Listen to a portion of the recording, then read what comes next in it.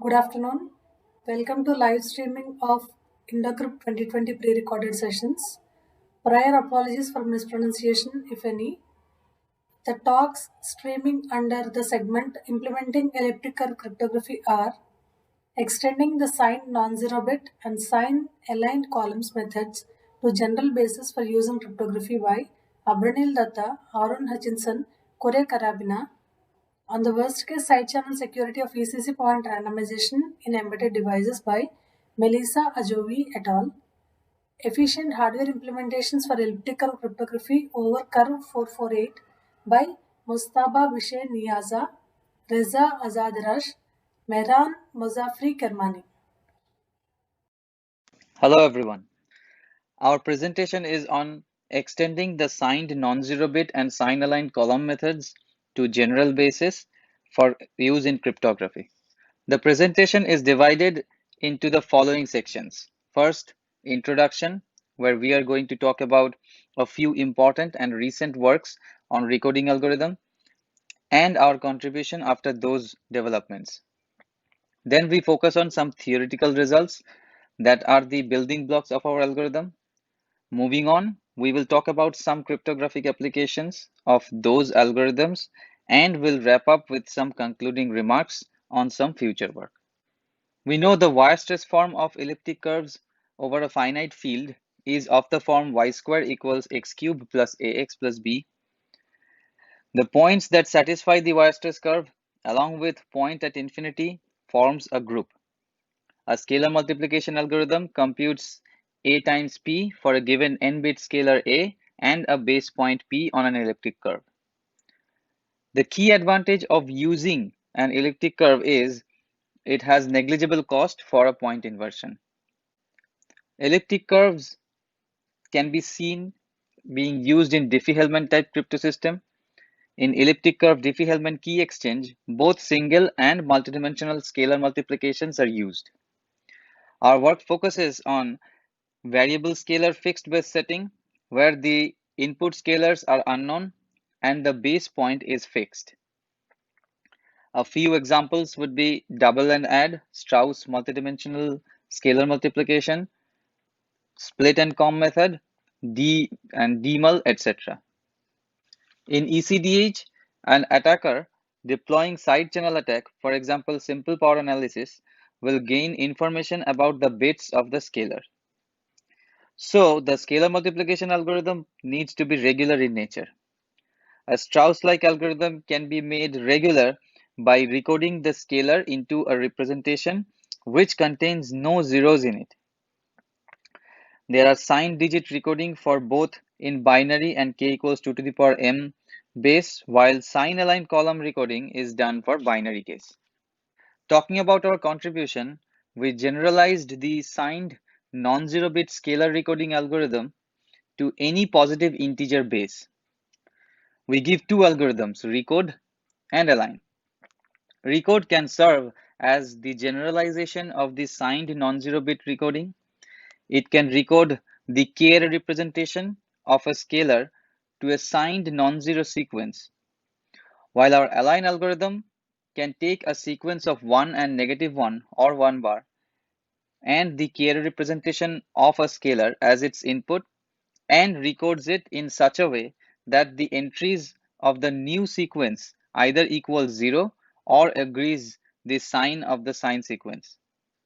Our recoding and sign element algorithms are regular in nature. We also give a scalar multiplication algorithm that uses both recode and align, rather optimized align, which is an alternate regular form of align. This algorithm computes a times p for any positive integer base greater than 1. We also compare base k equals 2 and k equals 3 case for our scalar multiplication algorithm, and according to our analysis, we obtain some theoretical evidence where k equals 3 may outperform k equals 2 in certain scenarios. Now let me introduce some definitions of a few terms which are used quite often in our theoretical results. An L string is a sequence of integers of L entries or of length L. The k-array value is just the sum summation ai to ai times k to the I for the sequence al minus 1 to a0. We call a string good if it does not have a zero in it, and it is bad if it is of the form all zeros except the last one from left to right.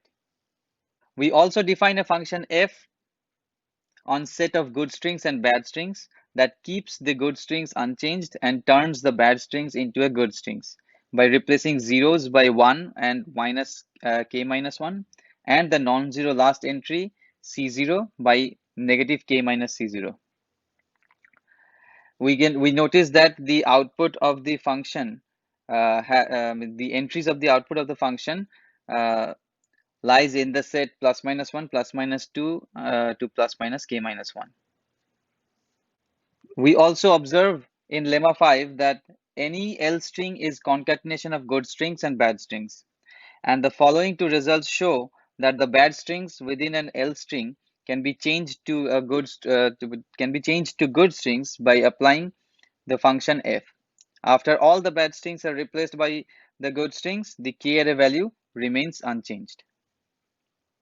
Theorem 8 says that any positive integer which is not a multiple of k, its key array representation can be recoded by getting rid of all its bad strings by applying the function f on each of its good and bad strings.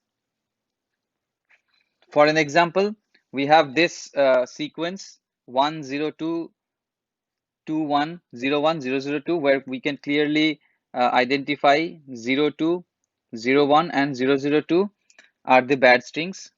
So this bad string can be removed by applying the function f uh, and obtaining the good strings 1 minus 1, 1 minus 2, and 1 minus 2 minus 1. And after this sequence being recorded, the three array value is unchanged. Now we observe that the length of bad strings in a sequence are likely to be different. So the process of replacing bad strings by good strings is not regular in nature. So we introduce a regular algorithm that traces the strings left to right for each two consecutive entries at a time and replaces the second one by the entries of this lookup table. So here is our Recode algorithm. This algorithm replaces the second entry for each pair of entries ai, ai minus 1 left to right from the table by ai, ai minus 1th entry of the table. And this Recode algorithm increases the length of the input string by 1. Theorem 9 serves as the correctness of the Recode algorithm. It says that replacing bad strings by good strings will give us some non-zero signed representation which is obtained from the Recode algorithm.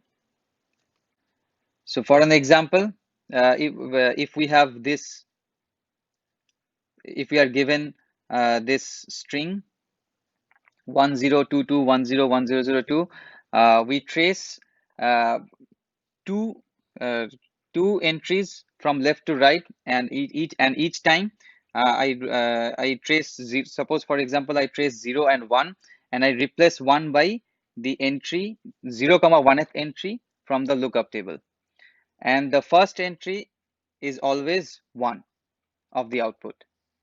Next we will discuss about sign alignment algorithm. Our align algorithm inputs us a sign sequence of 1 and 1 bar of length L plus 1, while the length of the input scalar is L. The algorithm records the scalar right to left by tracing two simultaneous entries at each steps. It follows the following table. So in this table, we can say the top row is 1 or minus 1, which is the entries of the sign sequence, and the column represents entries of the input scalar. So now let's look at an example. So suppose we are given this sign sequence and an integer which has the three array representation as 1 0 2 0 1 2 0. So in this example, the top row is the sign sequence and all the bottom rows represent BIs, or rather the updates of BI. at each of the iterations of our algorithm. So for example, we look at the first entry from the sign sequence and first entry from the scalar from right, and we'll go back to the table. So in the table, when Si is 1 and Bi is 0, we will not change anything. That's why we do not make any change on this row. And in the next row, we can see that our next entry is next sign entry is -1, and Bi is 2. So if we go back to the table, when it is -1 and Bi is 2, we change Bi with -k minus Bi, and we increase the next digit by 1, or we add 1 to the next entry. That means 2 will be changed to -1, and 1 will be changed to, means 1 will be added to the next digit, which is 1. That will give me 2. Okay. So in this way, we can recode the scalar and obtain the last row as the output of the algorithm, which is the recoded scalar, which agrees the sign sequence. And after this algorithm is being performed, the 3-array value remains unchanged. And this theorem 10 is the correctness of the align algorithm. Now this is our align algorithm, but you can see that there are lots of conditional steps in it, which does not allow the algorithm to be regular. So we give an alternate version of the algorithm to get rid of the conditional steps. We use an indicator function in that case. So in our iteration steps, there is no if and else segment, which makes it regular in nature. So you can see in the optimized align algorithm, we used indicator function to get rid of all the if and else segment, and this is a regular in nature. Next, we discuss about the cryptographic applications of our recoding algorithms. Our algorithm is suitable with variable scalar fixed base type scalar multiplication. We also notice that if pre-computation has low cost, for instance, on curve with efficient endomorphism, VSVB setting can also be suitable for our scalar multiplication. That means variable scalar variable base setting can also be suitable for our scalar multiplication algorithm. Basically, what our algorithm does is that it splits the input scalar into D subscalars and recodes them by using recode and optimized align algorithm. This helps us computing A times P in a regular manner. In our algorithm, K is the base, which is greater than or equals to, M is the order of P, and the scalar A is co-prime with M. D is the number of subscalars, and W is the length of each subscalars. Our algorithm has 3 stages: pre-computation, recoding, and evaluation. In pre-computation stage, we compute points pi equals k to the power iw times p, and store the points in the following form in this set. Then in recoding stage, it recodes the top subscalar into signed non-zero representations and recode the rest subscalars according to the signs of the top subscalar. Finally, the evaluation stage we perform an addition and a k multiplication to compute A times P at each of its iteration. We express the storage cost in terms of number of points stored in the pre-computation stage, that is k minus 1 times k to the d minus 1. Since the length of each of the subscalars is w equals l times log k2 by d, the computation cost turns out to be l times l log k2 by d, many k multiplications and additions. Our algorithm can also be used to modify, or our algorithm can also be modified to use split and comb method. In that case, each of the subscalars is further subdivided into V subscalars, V sub subscalars. This increases the storage cost, while making the algorithm faster by reducing the number of addition and k multiplication operations. In what case we modify our storage and computation costs as it is shown here. Now looking at the cost per bit unit and the storage for a fixed D for k equals 2 and 3, we find some winning cases for k equals 3.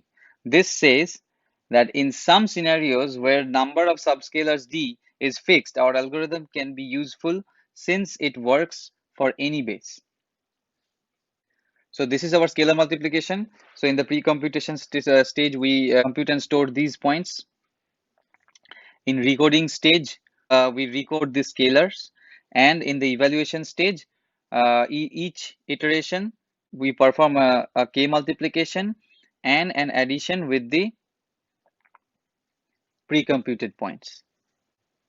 So we can say in the conclusion, the regular nature of our algorithm can make them resistant against timing attacks. We consider twisted Edward curves and projective coordinate in our scalar multiplication algorithm, but a good comparison can be done when we take tripling oriented DIK curve for k equals 3 setting, while on the other hand, twisted Edward curves with the mix-up of projective and extended coordinate system for k equals 2. And a detailed C implementation will also be very insightful to see how our theoretical costs reflect the timing achieved from both variable scalar fixed base and variable scalar variable base setting. Thank you. Thank you for listening. Hello, my name is Melissa Azwawi and I'm a PhD candidate at NXP Semiconductors Germany and UCL Belgium. In this video, I will present our work titled on the worst-case side-channel security of ECC point randomization in embedded devices. This is joint work with François Jorvaux from Silex Insight and UCL, Romain Poussier from NTU, Professor François-Xavier Standard from UCL, and Kostas Papagiannopoulos and Vincent Verneuil from NXP Semiconductors. So first, as an introduction, I will describe the motivation behind this work. So the main operation in elliptic curve crypto is the elliptic curve scalar multiplication, called ECSM for short, and many attacks have been published that use only a single side channel trace to recover the secret scalar used in the ECSM. Usually this implies that to protect the ECSM we require strong and maybe even a combination of strong countermeasures. For instance, point randomization is a necessary countermeasure to protect ECC implementations against DPA-like attacks that make use of the knowledge of the input point. So in this work, we present the first analysis of the point randomization countermeasure against worst-case side channel attackers. So to make this talk easy to follow, we will stick to the following plan. So first, I will go over the context of our evaluation by describing an example of how point randomization can be implemented in practice and which attack vectors were identified to evaluate it.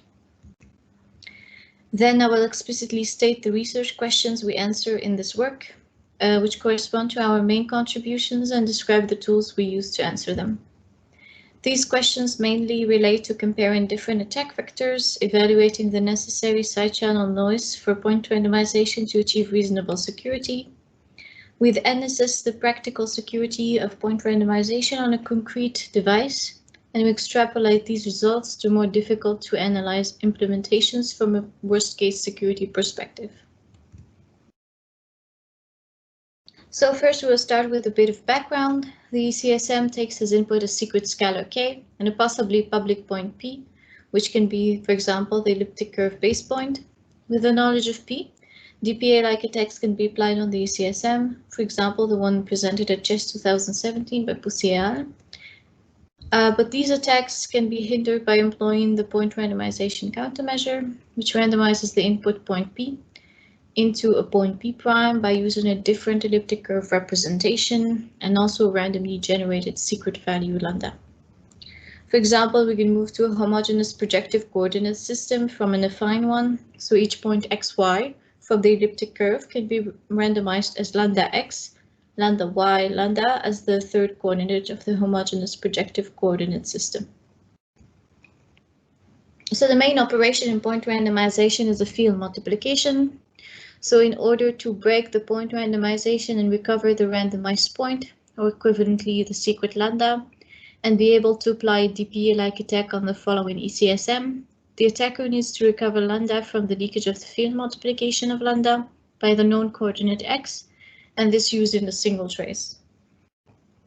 So in the following, we will take a very simple example of a multi-precision schoolbook multiplication followed by an independent modular reduction, because it will be very useful to showcase the differences between the attack vectors and also the reasons behind these differences. So to explain the attack vectors, we take the example of an elliptic curve defined over a field where the elements are on 256 bits, which means that on an 8-bit device, lambda and x consists of 32 words each. So in order to multiply lambda by x, we compute all the cross products using single precision multiplications, which are accumulated to get the 64-word result, and then this result is reduced modulus q. So from this abstract architecture of a field multiplication, we can identify different attacks that exploit different amounts of information for a varying degree of simplicity. So first, the horizontal divide and conquer attack. So this attack exploits the leakage related to each word of lambda independently. So it can only exploit the leakage on the cross products, and it will target each word of lambda in the same way and then combine the results from the different attacks.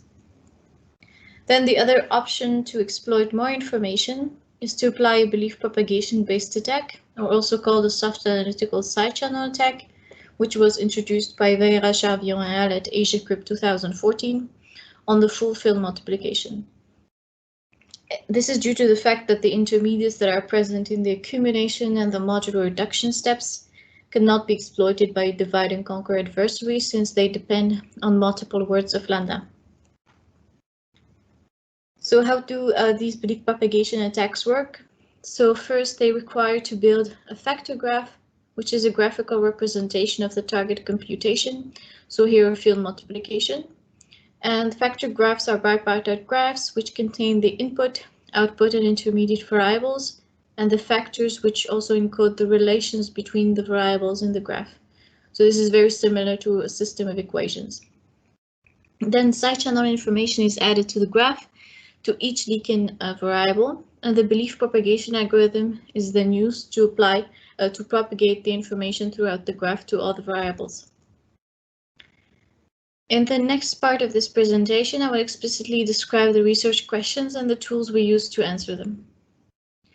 So as discussed in the previous part, we identified two attacks: a simpler horizontal divide and conquer attack and a more complex belief propagation-based attack.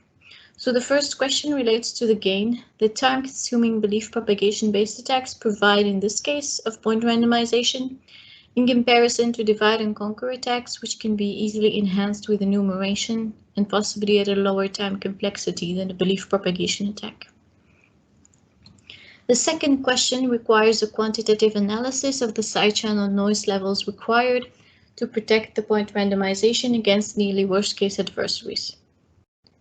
The third contribution in this work is concerned with how much security we can expect in practice from point randomization on common embedded devices.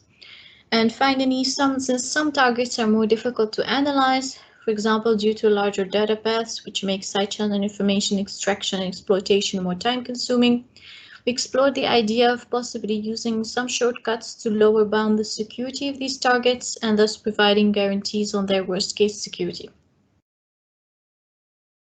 So regarding the tools we use to answer the previous questions, so for more quantitative analysis, we use the concrete attacks previously described, accompanied with corresponding security graphs or security metric probability distributions.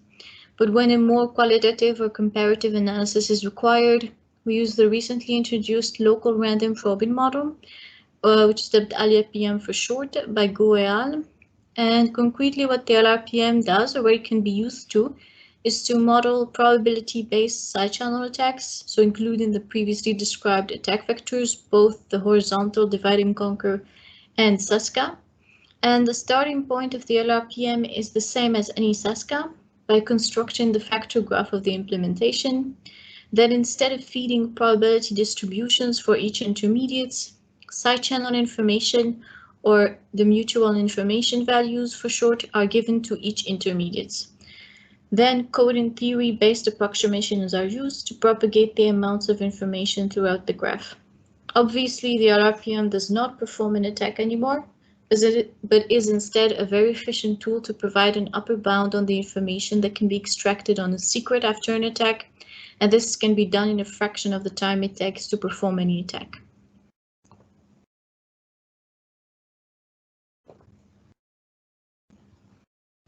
So we have identified two attack vectors. So first, a horizontal divide and conquer attack, and second, a much more complex one that is SASCA. It is worth looking at the gain of these belief propagation-based attacks in comparison to very efficient divide and conquer attacks, since these can be enhanced with enumeration. So for the purpose of this comparison, we use the LRPM and plot the upper bound on the ME for both a divide and conquer attack and a belief propagation-based attack on the point randomization. So there are two variants of the belief propagation attack shown on the right diagram. So first, one that only exploits the multi-precision multiplication, and the second one that additionally exploits the modular reduction. And based on this analysis and the results provided on the left figure, we can conclude that for low signal-to-noise ratio, and even for somewhat reasonable signal-to-noise ratios, the BP attack does not provide a significant gain over a divide and conquer attack, and this in view of its increased time complexity. And this is an interesting result, particularly regarding time-constrained evaluation. So these results are due to the nature of the target.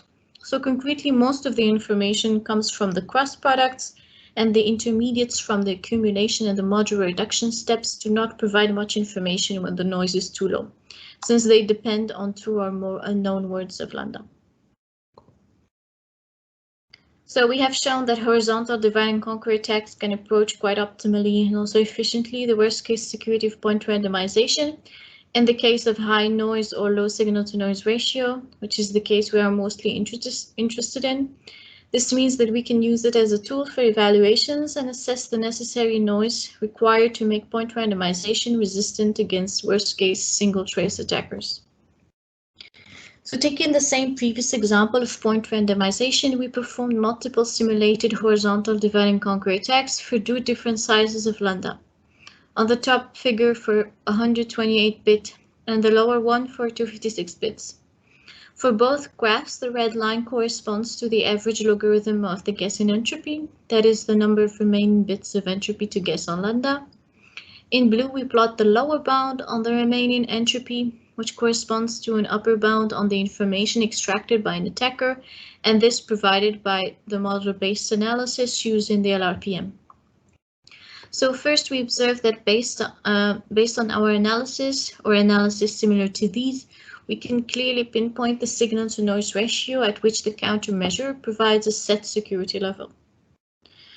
These analyses too allow to highlight any possible randomness security trade-off from saving some randomness on lambda.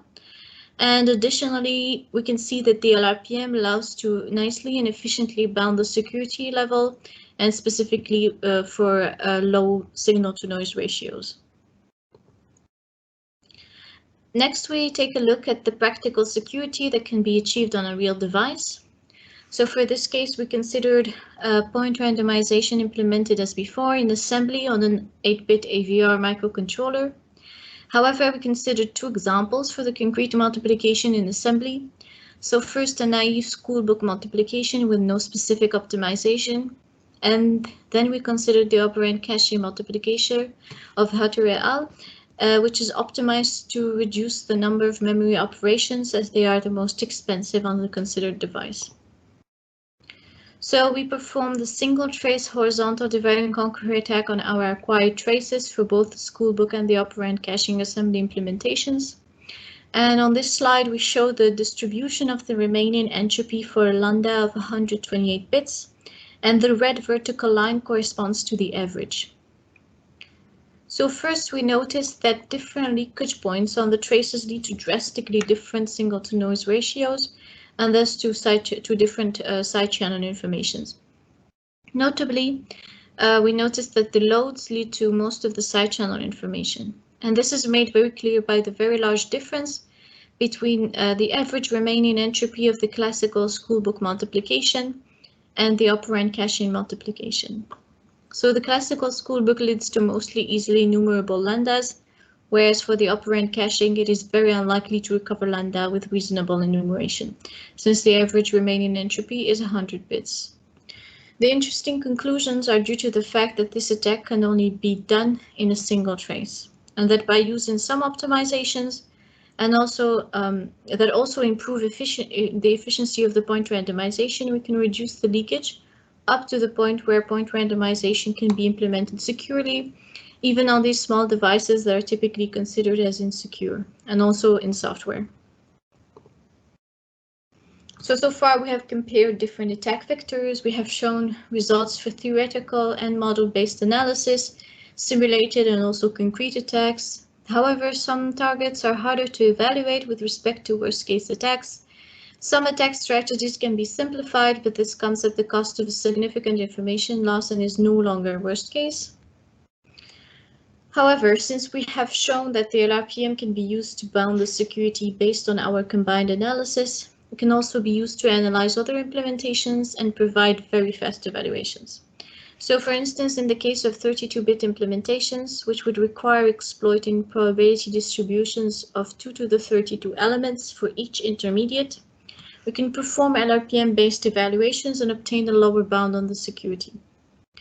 So the conclusions here again are similar to the previous case. First, for very high noise, the BP-based attacks do not provide a significant gain over divide and conquer attacks, but then the gap is much larger for higher signal-to-noise ratios, which is similar to the previous case, but at these levels, anyway, there's no security to be expected. And this shows again that at least the point randomization can be implemented quite securely to withstand even the worst case attackers trying to exploit all the available side channel information. Next, I would like to conclude this talk by going over the main conclusions from this work. So first, in the case of point randomization, it is clear that belief propagation attacks achieve similar results to divide and conquer attacks for very low SNRs. At least for the case that we investigated, and this is mainly due to the nature of the target. So since lambda is a random ephemeral value, it can only be observed through a single trace. Then we have shown through the different kinds of analysis that we performed that point randomization can be implemented securely on small devices, but only if adequate optimizations and consideration for side channel attacks are taken into account. Interestingly, we also show by comparing LRPM results and concrete attack results that the LRPM can quite accurately and very efficiently bound the security of evaluated implementations. I would also like to mention some of the additional contributions that I did not discuss in this talk, but are detailed in the paper. So in practice, we analyzed belief propagation applied to the point randomization, and we compared different factor graph constructions to find the optimal one to apply belief propagation. We also extended the LRPM to operations with multiple outputs, since it was only applied to block ciphers before, where all atomic operations have only a single output. Additionally, we compared homogeneous and Jacobian coordinate systems with respect to the security of the point randomization countermeasure. For future work, I would like to note that the systematic analysis of the security of ECC implementations against worst-case attackers is a new topic open for research. And in this work, we took an implementation example that allowed us to investigate and exhibit quite clearly our conclusions and intuitively explain the causes behind them. However, there are many different options to implement elliptic curve crypto on embedded devices, so one can consider a different multiplication algorithm like Karatsuba, or even a different modular multiplication algorithm like the Montgomery modular multiplication. And finally, belief propagation attacks are a new topic that is worth investigating in order to speed up worst-case side channel evaluations. That concludes my talk. Thank you very much for listening, and have a nice day. Hello everyone, welcome to the presentation of the paper Efficient Hardware Implementations for Elliptic Curve Cryptography over Curve 448. My name is Mojtaba Bisher Niasar, and it's a joint work with Reza Zardash and Mehran Mozaffari Kermani. In this presentation, we will have a brief introduction on actually curve 448 and elliptic curve Diffie-Hellman key exchange protocol. Then we have an overview on proposed architecture and the implementation results and comparison. At the end, we have a conclusion. Let's start with the motivation of this work and some specific specification of the curve 448. As you know, the curve 448 is standardized recently by NIST, so the governmental organizations can be used of this curve for their crypto system. This curve also offers the higher security level after curve 25519, which is actually targeted in our previous work. Furthermore, this curve is a suitable choice for actual combination with some post-quantum schemes, such as SIG P434, to provide a hybrid key exchange protocol. Curve 448 is designed by Montgomery, and all actually safe curve policies have been considered during its design procedure. Although this curve can be known as a software-based design, our results show that this curve can be implemented efficiently on the hardware platform too. The curve 448 is a Montgomery curve and also can be known as an untwisted Edwards curve called ED448. There are only few hardware implementations of this curve. Susrich proposed and actually an efficient hardware design based on the school book multiplication for this curve. He also extended his work by adding some side channel countermeasures. Recently, Shaw actually proposed an LUT-based scheme, again based on the school book multiplication. So as you see, there are only few hardware implementations, and we need more investigations, especially actually for different from different actually optimization perspectives, such as time limitation, area limitation, or a trade-off between them. Also, the curve 448 has some special actually features which can use which actually results in very efficient Karatsuba multiplications, which is not addressed in previous works. In our actually work, we try to address these actually these gaps to actually investigate different optimizations from different actually perspectives. Therefore, our contributions can be itemized as you see here. We investigate three different actually strategies: lightweight architectures, which targets area constraint applications; high performance architectures, which actually can be used for actually time constraint applications. Something between them, known as area time efficient architectures, which actually provide a trade-off between area and time. We also use different optimization techniques to increase our efficiency, including refined Karatsuba multiplication, redundant number presentation, and interleave multiplication. We designed actually a persist scheduling corresponding to each design to actually provide the required speed up compared to previous work.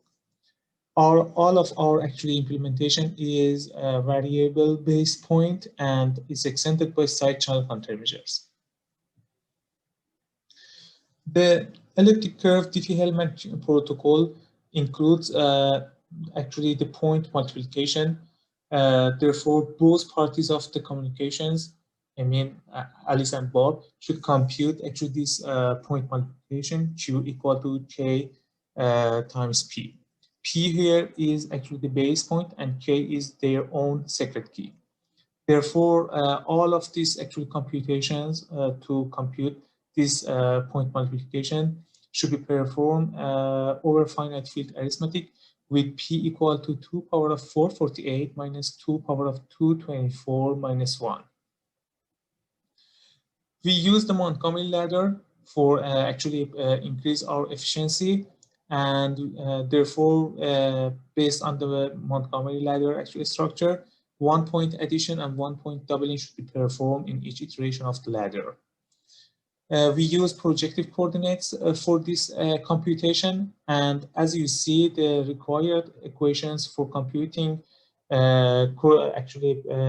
x and z coordinates for projective coordinates of point addition and point doubling are mentioned here. Here, as you see, we actually design our Montgomery ladder to decrease the required latency. As you see, we try to actually design a highly parallel structure to reach the total latency of A plus 10M, which A is equal to required latency for addition, for an addition or subtraction, and M is actually the required latency for multiplication or squaring. Therefore, we can actually design an optimized scheduling for performing point addition and point doubling in each step of the Montgomery ladder, as you see. We also consider different side channel protections in our implementation. All of our computation is constant time to avoid timing attack. We also actually provide the secret independent implementations using the Montgomery ladder to avoid simple power analysis attack. We also actually embedded some countermeasures against differential power analysis attack to our in our actual implementation, including the point randomizations and scalar blinding introduced by Curve. The point randomization is used to randomize the P. As you see, the X and Z coordinates of the P is randomized by the random value of lambda. And in the scalar blinding, the second term of the multiplication, which is K here, is randomized by adding multiple of the group order to it. So it actually results in this method results in increasing the required latency because of increasing the length of the K, but the total, the actual final answer doesn't change.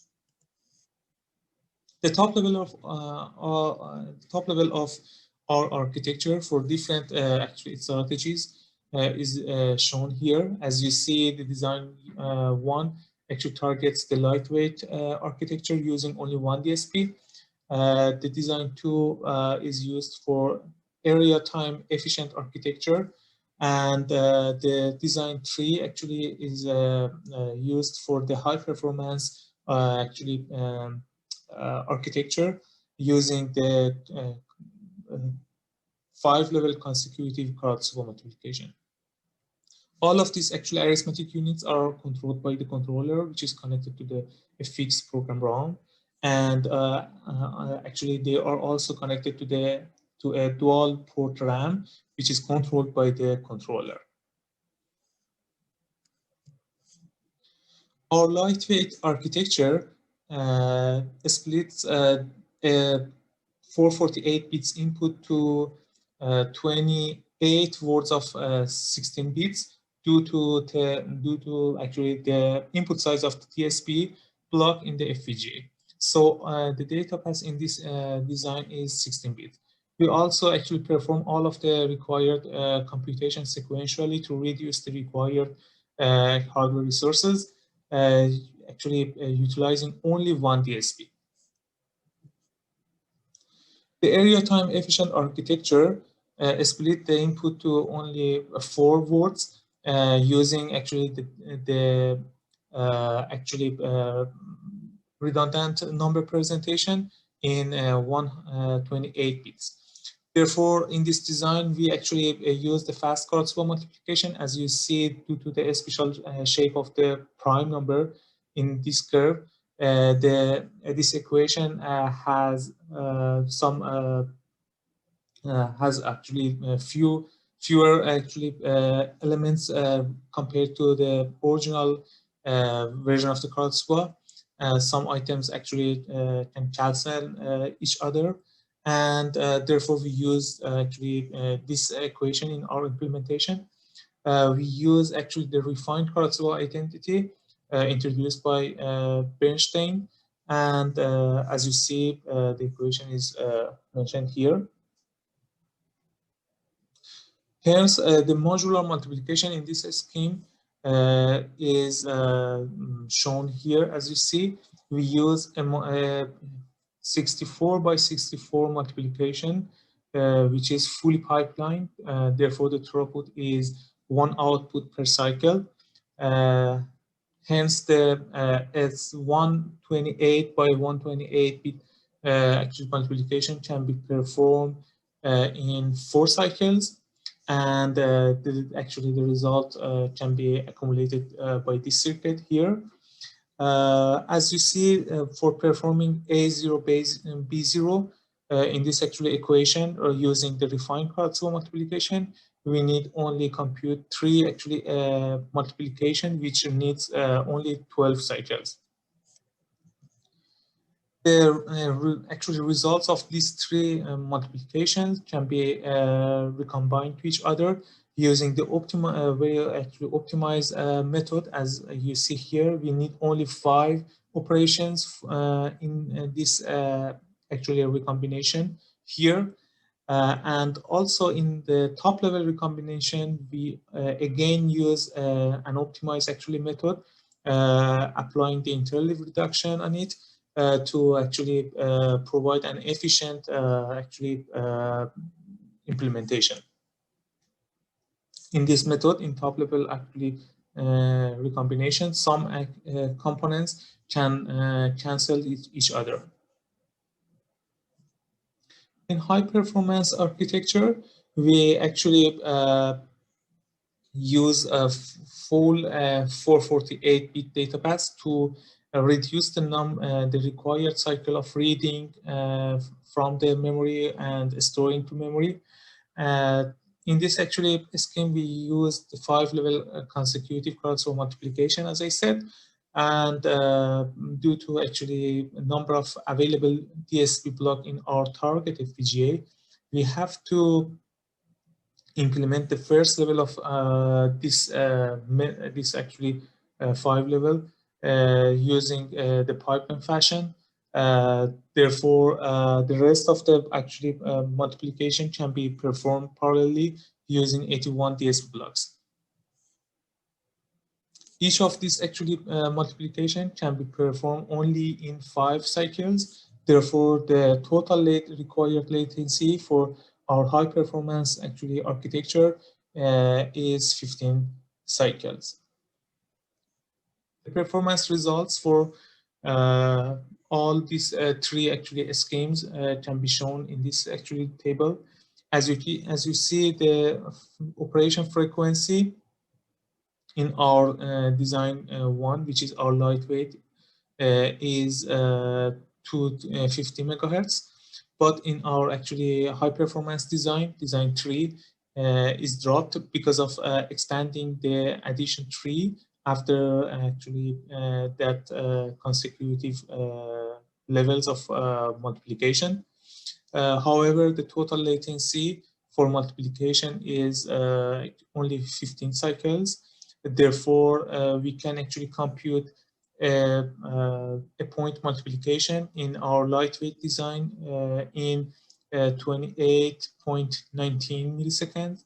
In our efficient architecture, it needs only 2.75 actually milliseconds, and in our high performance design, we need only 0.82 milliseconds for performing a 1-point multiplication. Now we compare our results to previous works. As you see, our design 1 needs a very few actually resources compared to all actually previous works. We also actually report some other actually FPGA implementations for different actually curves above 128-bit security. As you see, this curve needs very few resources at the cost of actually increasing the total latency. However, it can actually produce 35 operation per second. Our design 2 actually has almost the same actual latency for compared to previous works, while it needs actually fewer resources compared to previous works. For example, it needs only 16 actually DSP blocks, but the SASIC needs almost 33 DSP blocks. Our high performance design also can increase the total operation per second compared to all previous works, while actually it needs more resources. We also actually reports here are high protected scheme employing the point re-randomization and Escrow blinding. For better actually comparison, we try actually to visualize it. Here the red point shows the unprotected scheme, the blue point actually shows the protected scheme, and the black point actually shows the high protected scheme, which use their point re-randomization. As you see here, our high performance design shows actually a considerable speed up compared to previous work with the same actually security level as you see, while it needs actually more hardware resources. There are actually design 2, which is our efficient design, has almost the same latency, while it reduces the required actually resources. And our lightweight design needs a few actually hardware resources at the cost of increasing the latency. Therefore, our design 1, which is our actual lightweight design, saves almost 96% of resources with the actually competitive performance compared to previous work. And our efficient actually design improves 48% of efficiency compared to previous work by occupying 52 percent fewer resources. And our high performance design improves almost 40% efficiency compared to previous work, and it can increase 12% actually throughput compared to the best previous work. To conclude, in this actually paper, we investigate 3 different hardware implementations targeting different optimization perspective. The first one is the area constraint application. The second one is the time constraint application. And the third one is the trade-off between the area and time. All of our architecture is implemented on a mid-range Xilinx FPGA. And actually, our implementation is a variable base point and extended by side channel countermeasure. As you see, we can provide different actually performance required for different actually optimization goal. Our high performance implementation can perform 1219 elliptic curve Diffie-Hellman key exchange per second, while our actually lightweight can perform 35 actually key exchange per second. Thanks for your attention. If you have any question, you can actually send me a mail or whatever you want. Thank you.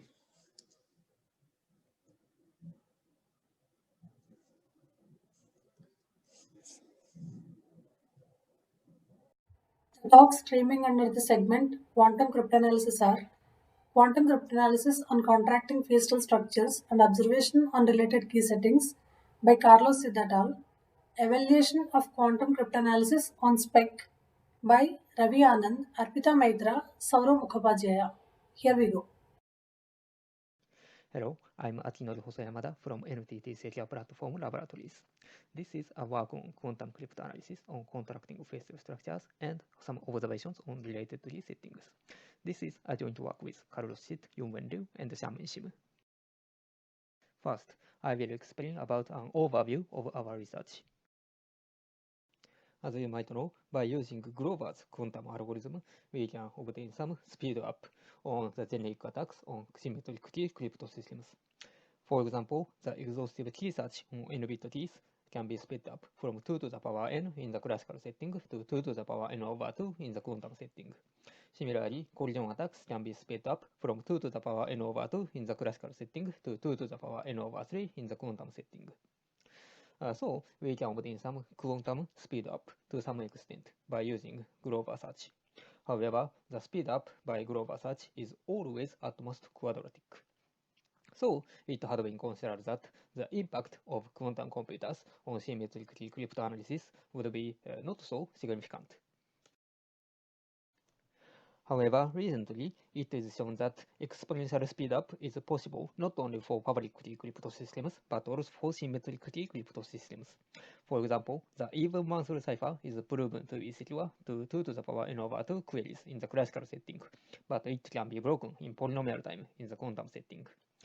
And similarly, the 3-round phase cell structure is proven to be secure in the classical setting, up to 2 to the power n over 2 chosen plaintext queries. However, in the quantum setting, there exists a CPA chosen plaintext attack distinguisher that runs in polynomial time in the quantum setting. And so, exponential speedup is also possible for symmetric key crypto systems. And this speedup is obtained by using Simon's quantum algorithm. And actually, these polynomial time attacks are done in a specific quantum attack model called Q2 model. So next, I will explain about quantum attack models.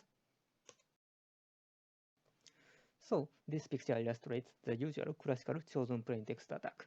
There is an adversary who has a computer, and there is an encryption oracle. And in the quantum setting, we can consider the situation that the computer of the adversary is replaced with the quantum computer. This model is called Q1 model. And in the quantum setting, we can also consider another attack model called Q2 model. Here, now the encryption oracle and the communication channels are both replaced with quantum ones. And so now the adversary can make queries in quantum superpositions, and the responses from oracles are also in quantum superpositions. All the previous attacks that run in polynomial time are done in this Q2 model, and we also use this attack model, Q2 model. Next, I will explain about phase cell structures. So this picture illustrates the 3-round phase cell structures, which converts 3 n-bit PRFs F1, F2, F3 into a 2 n-bit permutation. Given a 2 n-bit input, it divides the input into 2 parts, the left branch and right branch. And the left branch will be the input of the first round function, and the output is added with the right branch. And then the left branch and right branch will be swapped. And similarly, the second round transformation and the third round transformation will be performed similarly. So this picture illustrates the 3-round version, but we can also define 4-round phase cell structure and 5-round phase cell structure and so on. And so now the question is this permutation becomes a secure PRP if F1, F2, F3 are secure PRFs? In the classical setting, the answer is yes, because it is proven to be secure against polynomial time CPAs. However, in the quantum setting, the answer is no, because Kuwakado and Mori showed that by using Simon's algorithm, it can be distinguished from an ideal permutation, ideally random permutation in polynomial time. In the previous slide, I explained about phase cell structures, and actually there are many generalized versions of phase cell structures.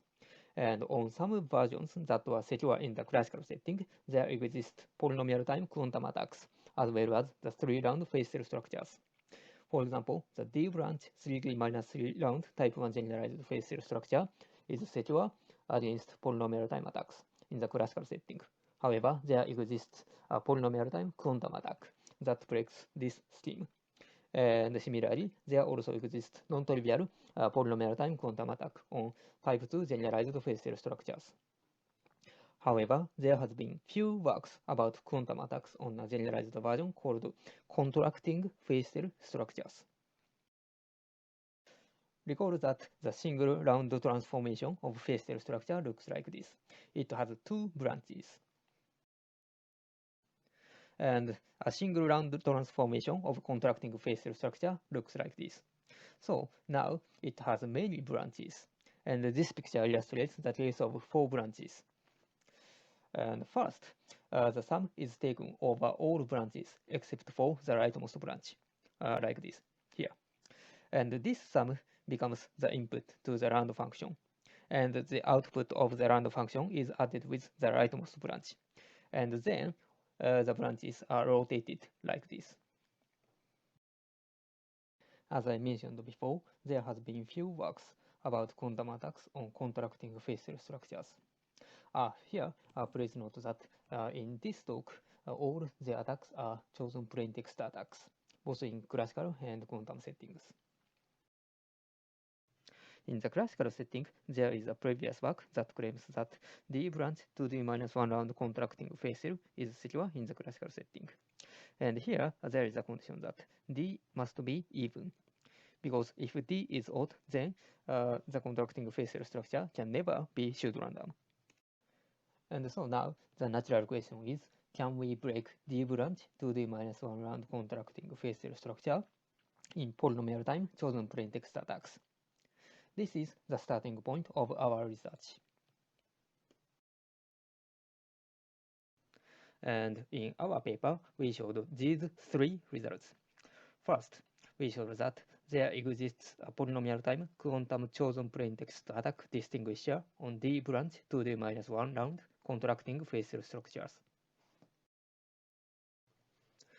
Second, we showed that when each round function has the form like this, that is, the input x is first added with the secret round key ki, and then processed with a public function fy, then we can also recover the keys of D branch to D minus 1 round contracting facial structure in polynomial time. That is, when each round function has this form, then we can mount not only distinguishing attack, but also key recovery attacks.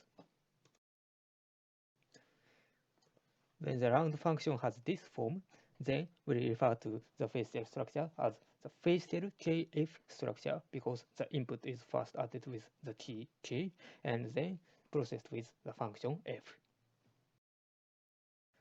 And finally, we also showed some quantum-related key attacks on facial kf structure and contracting facial kf structure. That is, when related key oracles are available, non-trivial QCBAs, quantum chosen plaintext attacks, are possible on more rounds. So we showed these 3 results in our paper, and all the attacks are based on Simon's quantum period finding algorithm. And actually, these attacks can be extended to exponential time key recovery attacks on more rounds by using Grover's algorithm. But here, in this talk, I don't have enough time to explain details, so please check our paper for details. Very recently, we noticed that there is a concurrent work by Hozik and Knudsen, and the title of the paper is A Quantum Distinguisher for 7 and 8 Round SMS4 Block Cipher, which is recently published on a journal.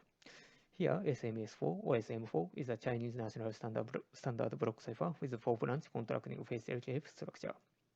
And in their paper, they showed polynomial time distinguisher on 7-round contracting facial. On the other hand, we show not only distinguisher but also polynomial time key recovery attacks on facial KF and various related key attacks, while they do not.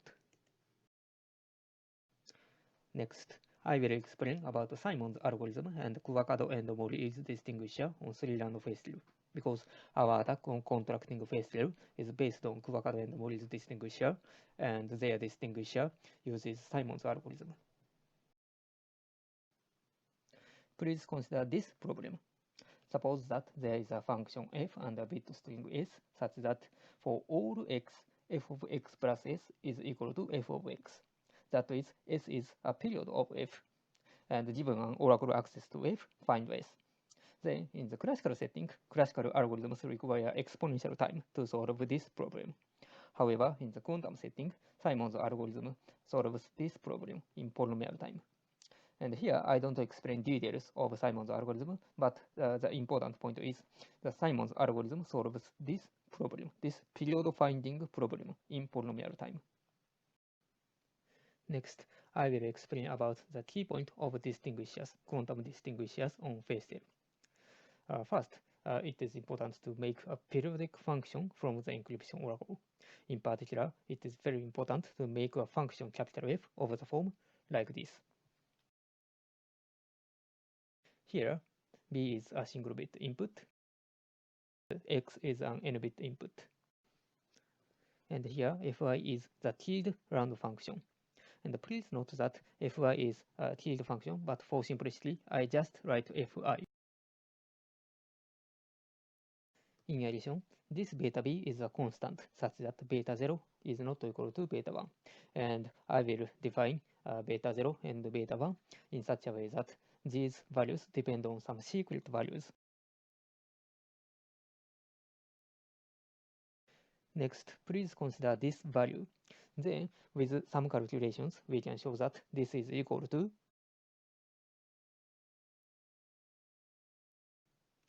this one, f of bx. And this equation shows that this value is a period of f, and f is a periodic function. So, if beta 0 and beta 1 depend on secret values, we can extract some secret information by applying Simon's algorithm on f. So, this is the key point of distinguishers on phase theorem. And the most important point is to make a function f of the form like this from the encryption oracle. Please remember this form because I will iteratively mention about this form. To attack the three-round phase theorem structure, Kuwakado and Mori defined a function f like this. The right part of the encryption of alpha b and x plus alpha b. Here, alpha b is a constant that the adversary can arbitrarily choose, such that alpha 0 is not equal to alpha 1. With some calculations, we can show that this function f is equal to f2 of beta b plus x. Here, beta b is f1 of alpha b. Since alpha b is a constant, beta b is also a constant. And since alpha 0 is not equal to alpha 1, beta 0 is not equal to beta 1. And since f1 is a tilde function, beta b depends on some secret information. And the most important point is that this form is the desired form that I mentioned before. And this function f becomes a periodic function, and the period is this one, 1 and beta 0 plus beta 1. And so, the three-round phase theorem structure can be distinguished from an ideally random permutation by applying Simon's algorithm on f, because if the encryption oracle is the three-round phase theorem structure, then f will be a periodic function and Simon's algorithm will return a period. On the other hand, if the encryption oracle is an ideally random permutation, then this function f will never be a periodic function. And so Simon's algorithm will not output any period. And so we can distinguish the three-round phase theorem structure. This is how Kuwakado and Mori's distinguisher works. Next, I will explain about our polynomial time distinguisher on D branch 2D-1 round contracting phase theorem. Suppose that the plaintext is like this. Here, x is a variable, and alpha b is a constant. And here, the important observation is the input to the round function is again alpha b, which is a constant, because this x and this x cancel out here. And so the output of the round function again becomes a constant. And here, since f1 is a tilde function, this constant beta b contains some secret information. And after the first round of transformation, the internal state becomes x plus constant and constant x and x. In the second round, again, the input to the round function becomes constant because this x and this x cancel out. And so again, the output of the round function becomes a constant. And again, this constant depends on some secret value because f2 is a tilde function. And the internal state after the second round becomes like this: x plus constant, alpha b constant, and x. And similarly, in the third round, the input of the round function becomes constant. And similarly, the output of f3 becomes constant. After the third round, the internal state becomes x plus constant, x plus constant, x plus constant, and alpha b. And the constants beta b, gamma b, delta b, these constants depend on some secret values. And in the fourth round, unfortunately, the input to f4 is no longer constant because this x and this x cancel out, but here this x cannot be cancelled out. However, the output of f4 has the form like this: the round function of some constant which depend on some secret value plus x.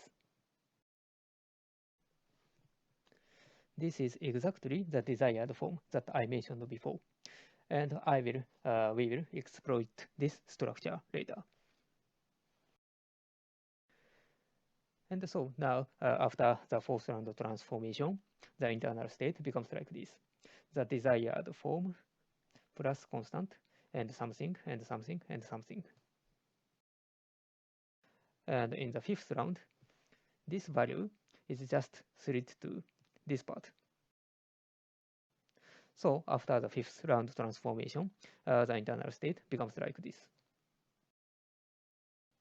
Similarly, in the sixth round, this value here is slid to here. And in the seventh final round, the value here is slid to here, the rightmost branch. Based on this observation,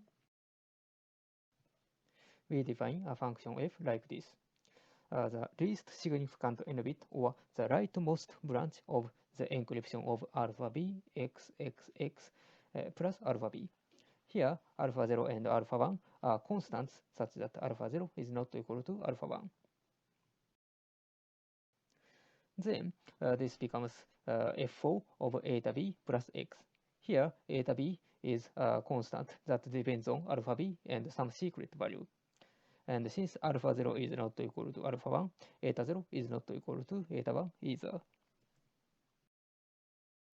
And so, as I explained before, since this is the desired form, this function becomes a periodic function, and the period is this one, 1 and eta 0 plus eta 1.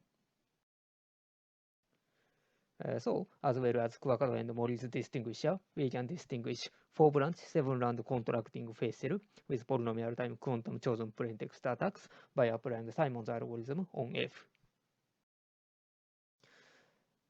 I explained the attack only for the case of 4 branches. However, the attack can easily be extended to general case, and we obtained this first result. Actually, today I don't have enough time to explain about our second attack, so please check our paper for details on our second attack. Next, I will explain about our related tree attacks on phase cell structures and contracting phase cell structures. First, I explain a previous work on quantum related tree attack by Rotter and Steinwans. Suppose that the related tree oracle of an n-bit block cipher, like this, is available and queries can be made in superpositions. Here, the adversary can arbitrarily choose not only the plaintext x, but also the difference for the key delta. And the encryption oracle will return the encryption of plaintext X under the key K plus delta. And the adversary can choose both of X and delta in quantum superpositions. Then, for any constant m, this function fm fm of delta is defined to be the encryption of m under the key k plus delta plus the encryption of m under the key delta. This function fm is a periodic function and the period is k. And so, by applying Simon's algorithm on this function fm, the tk can be recovered easily. This means that in this scenario, arbitrary block cipher can be efficiently broken, and there does not exist any non-trivial dedicated attacks in this related key setting. Next, I explain about our related key setting. Suppose again that the related key oracle, like this, is available and the queries can be made in superpositions. But now, here, some specific bits, say the most significant W bits of delta, are fixed to be 0. Then, Rotaler and Steinwand's attack doesn't work, because some of bits of delta are always fixed to be 0. And so, if the block cipher is really random, then it seems that exponential time is required to recover the key. And if a polynomial time dedicated attack breaks a real block cipher in this setting, then it would be a non-trivial quantum attack. So we consider related key attacks under this setting. As an example of our related key setting, we explain the related key attack setting on 5-round face LKF structure. And here, please recall that if the round function has this form, that is, the input is first added with the round key and then processed with a public function, then we call the facial structure as facial KF structure. And here, I assume that all the round keys are chosen independently and randomly. On this structure, 5-round facial KF structure, no polynomial time quantum single key attack is known. And in our paper, we tried to break this scheme under the quantum related key setting. And now, suppose that the adversary can arbitrarily choose plain text and the difference delta for the second round key K2. And the adversary can query plain text and the difference delta in quantum superpositions. We call this scenario the related key model of pattern 0 delta 0 0 0 because the adversary can arbitrarily choose the difference delta for the second round key K2, but the difference for K1, K3, K4, K5 are fixed to be 0. We showed that in this related key attack model, there exists polynomial time quantum related key distinguisher. And we also show other various related key attacks on usual balanced facial KF structure. But I don't have enough time here, so please check our paper for details.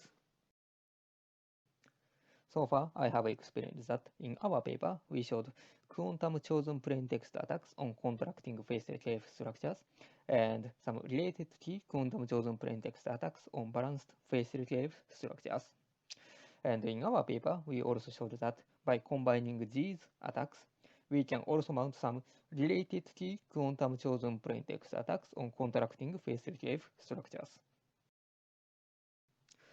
Recall that in the single key setting, our polynomial time attack on contracting facial structure breaks 2D-1 round.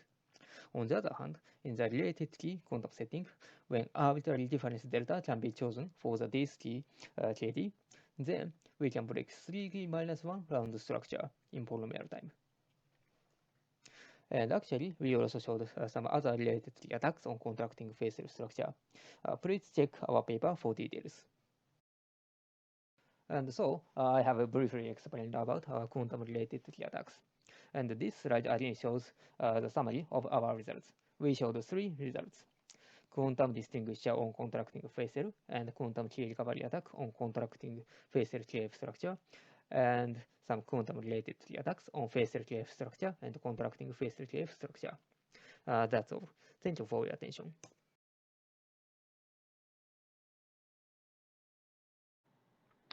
Good morning. I'm Ravi Anand and here to present our work titled Evaluation of Quantum Cryptanalysis on SPEC. This paper has two parts. First, we estimate the resources required for key recovery using Grover's exhaustive search. In the second part, we estimate the resources of implementing differential attacks on SPEC. SPEC is a family of lightweight block ciphers released by NSA in 2013 and it has 10 variants. The different variants of SPEC are denoted by SPEC 2n by mn, where 2n represents the block size of the variant and mn is the size of the secret key. Here n can take values from 16, 24, 32, 48 or 64 and m from 2, 3 or 4. For each combination of mn, the corresponding round number t is adopted as shown in this table. The state update function consists of bitwise XOR, circular shifts and addition modulo 2n. The state of the cipher is updated as shown in this figure, where ki is the round key. The round keys of SPEC are generated using the state update function. If the secret key is this k for m is equal to 234, then k0 is used for the first round and the key ki for further rounds are defined as given here. Quantum implementation of XOR, rotation and addition modulo. XOR can be implemented using the C0 gates. Rotation can be implemented by using swap gates across wires, which requires 3 C0 gates. However, this can also be done by simply keeping a track of the necessary free rewiring, and so in the estimations, the swap gates are considered free. Addition modulo 2n, we use the circuit constructed by Takashi et al. As it uses no ancillas. This circuit uses 2n minus 2 Toffoli gates and 5n minus 6 C0 gates. Here we present some schematic diagrams for different operations which will be exploited later. Add implements b is equal to b addition modulo a. RR alpha rotates a right alpha times. RL alpha rotates a left alpha times. And Rx beta rotates b left beta times followed by a XOR with a. Now the quantum circuit for a key expansion. The key expansion routine is defined as this. So for m is equal to 2, we have two keywords K0, L0. K0 is used for the first round encryption. The circuit for further round keys is described as given here. First, L0 there is a rotation of right rotation on L0, then K0 is added here. Then the round constant is added to L0. This becomes L1 now. This L1 gets as added to K0 and we get K1. In the same way we get K2, K3, K4, where R, C, I are the round dependent constants. So for m is equal to 3, we have three keywords K0, L0 and L1 each of size n. And for m is equal to 4, we have four keywords K0, L0, L1, L2 each of size n. The round keys for the further rounds can be computed as described in this figure here. This is for m is equal to 3 and this is for m is equal to 4. We implement a toy version of the SPEC key expansion of SPEC with two keywords in IBM Q interface. The value of alpha and beta is assumed to be 1. The size of K0 and L0 is 3. The measurement of K0 after this implementation will give the value of the next round key, that is K1. Now the quantum circuit for round update function. The round update function f is defined like this. So the circuit for this state update is shown below, where ki, li, ri represents the quantum states of size n for round I. So this k0 is the first key, the key that we have. This L0 is the plain text and this is the left part of the plain text and the right part of the plain text. So here is this RR alpha, this is rotated alpha times, then R0 is added to it, then K key is XORed in this, which is then added to R0 and we get R1 and L1 in this way, and we can proceed later. Here KE is the key expansion routine which is described above. The figure below is the IBM-Q implementation of the circuit for one round of a spec-like toy cipher. The assumed state size is 6. The circuit here describes one round of the cipher. That is, if we measure L and R states, we would get the value of the state after one round. Now, quantum circuit for the full spec is described. The input to the circuit is the key K with K0 and L0 for here. And the plain text is split into two halves L0, R0. The output of the circuit is the ciphertext LT-1, RT-1, where T is the number of rounds. Below is the circuit for M is equal to 2.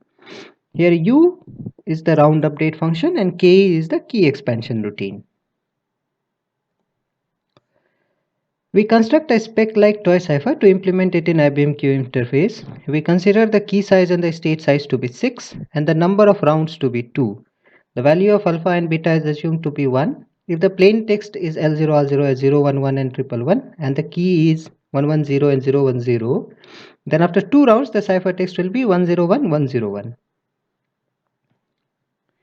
So this is the circuit for our toy cipher in IBM-Q. This here represents the first state update, then the key expansion, and then the state. And when we measure this, we should get the value of the state after 2 rounds, which is 101, 101. Now the Grover's oracle. Let R pairs of plaintext ciphertext be sufficient to successfully recover a unique solution. We then need to design an oracle that encrypts the given R plaintexts under the same key and then compute a Boolean value which determines if all the resulting ciphertexts are equal to the given classical ciphertext. So given below is a construction for R is equal to 2. Here M1 and M2, M1 C1 is the first plaintext, M2 C2 is the second plaintext ciphertext pair. M1 goes through this encryption where K is the key and this output is matched with C1. Here M2 goes through encryption and this is matched with C2. If both becomes equal, then this bit is flipped. So we implement the Grover's algorithm for our toy cipher and we have assumed the secret key to be 110010. So this should be the output obtained due to the Grover. We assume that the plaintext ciphertext pair is M is this and C is this. Then the outcome of the Grover is, as we can see here, 110010, which was our desired key. Just to be sure, we again implemented it for a different plaintext ciphertext pair and obtained the same key.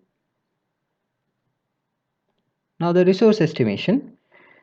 We estimate the resources required to implement Grover's search algorithm as follows. One round of key expansion requires 6n minus 6 C0 gates, 2n minus 2 Toffoli gates, and I not gates depending on the round number I.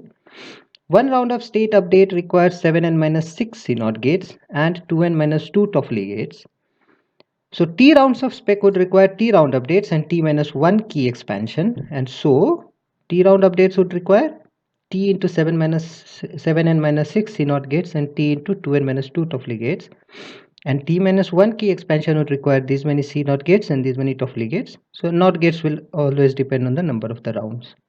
So using this, we find the cost of implementing all the spec variants as given in this table, and the cost of the Grover's oracle is given in this table where R is equal to ceiling function k by 2n. Then we estimate the cost of the Grover's algorithm with 2 to the power k by 2 oracle iterations as this. Now we study the quantum differential attack on spec. We study the quantum resources required to implement the differential attack on spec. Here we present circuits for two main types of differential attacks, the differential distinguisher and the last round attack, and then analyze the resources required to implement these on a quantum computer for spec. We know that differential attacks exploit the fact that there exists a pair alpha dash beta dash for a cipher E such that equation 2 exists. This pair alpha dash beta dash is known as the differential. So to find a differential distinguisher, we try to find a pair of plain text P and P dash such that P dash is equal to P XOR alpha dash, which satisfies this. If the cipher E is ideally random, obtaining such a pair would require 2 to the power n trials. But on the other hand, if E satisfies equation 2, the attacker will collect any 2 to the power P plain text pairs such that P and P is or P dash gives alpha dash, and with a very high probability we'll find at least one pair of P and P dash which satisfies this. Whereas a quantum adversary will apply a Grover search over the set of all possible messages of size n, and this algorithm will attempt to find a message x such that this satisfies E satisfies this. Since the fraction of messages which satisfies the given trail is 2 to the power minus p, so it is sufficient to make 2 to the power p by 2 Grover's iteration to obtain the correct messages. So the Grover's oracle to find the distinguisher is here, this, where ENC represents decryption and DEC represents decryption. This operator compares the value of P dash with B dash and flips the target if they are equal. Now this is P here after this, and this is P dash here alpha after alpha dash, and if this P dash is equal to beta dash, then this gets flipped. So we implement this Grover's oracle for our toy cipher to obtain the plaintext pair which satisfies this distinguisher given here with for 4 rounds with P is equal to 2, and we obtain this. So let this output be P, so it is 0 0 1 1 1. Then P XOR is equal to P XOR alpha dash, P dash will be this much. The corresponding ciphertext after 4 rounds are this, and we can easily verify that C XOR C dash is equal to beta dash, which proves that the output of this Grover's is correct. We now implement the last round attack for key recovery. Consider that we have a differential alpha dash going to beta dash with probability p and in rounds r. Then we extract the keys for r plus 1 rounds, and the process to extract the secret key can be divided into the following 3 phases: collecting and filtering phase, subkey guessing phase, and brute force. So in the first phase, we apply Grovers over all possible set of the players of plaintext P and P dash, such that P XOR P dash is equal to alpha dash. And then we search for the pair of plaintext whose corresponding ciphertext satisfies some given condition. This step outputs a message, say M. Now in the second phase, assuming that M and M XOR alpha dash is a very good pair, we apply Grovers again over all 2 to the power n subkeys to obtain the subkey which decrypts the corresponding ciphertext to the required difference. And at the last, we try to recover the remaining m-1 round keys by proceeding as in step 2. And in spec, if we can find m round keys, we can retrieve the complete secret key. Now, the complexity of the first step is these many encryptions, spec encryptions, because we have 2 to the power p by 2 spec encryptions plus a decryption of 1 round here. So we have these many spec encryptions. The second step finds the round keys after 2 to the power n by 2 iterations. So the computation time of this step is these many spec encryptions. And the computation time for the third step is almost same as the second step, but m-1 times. So in total, we achieve these many spec encryptions as the computational complexity with C is equal to pi by 4. Now we implement the last round attack on IBM-Q. We have made the following assumptions: that we have a 5-round differential alpha dash to beta dash with P is equal to 4. We implement the key recovery on 6 rounds. Let the difference in the ciphertext after 6 rounds be denoted as this. The secret key is considered to be this, and so the round keys are as follows. So we'll try to retrieve the 4th and the 5th subkey. That is, in phase 2 the output should be 0 1 1, and in the phase 3 the output should be 1 1 0. So we first implement phase 1. We try to search for plaintext pairs whose corresponding ciphertext satisfies the following 2 properties: this, and 1 round decryption leads to the difference, this. The pair obtained is as given here, 0 1 1 0 1 0, and since alpha dash is this, so the plaintext pair for the second phase is this. Now we use this plaintext pair which we have obtained in the second phase. So first what we do is we find what are the corresponding ciphertexts of this plaintext, and we have obtained it to be this. Then we apply Grovers to search for the key which decrypts this pair so that they form the difference this, and as expected the output is 0 1 1. In the third phase, the ciphertext pair was here. We decrypted this 1 round using the key which we had found above, and we find this. Now using this, we search for all the subkeys which will decrypt this one round to this pair difference, to this difference.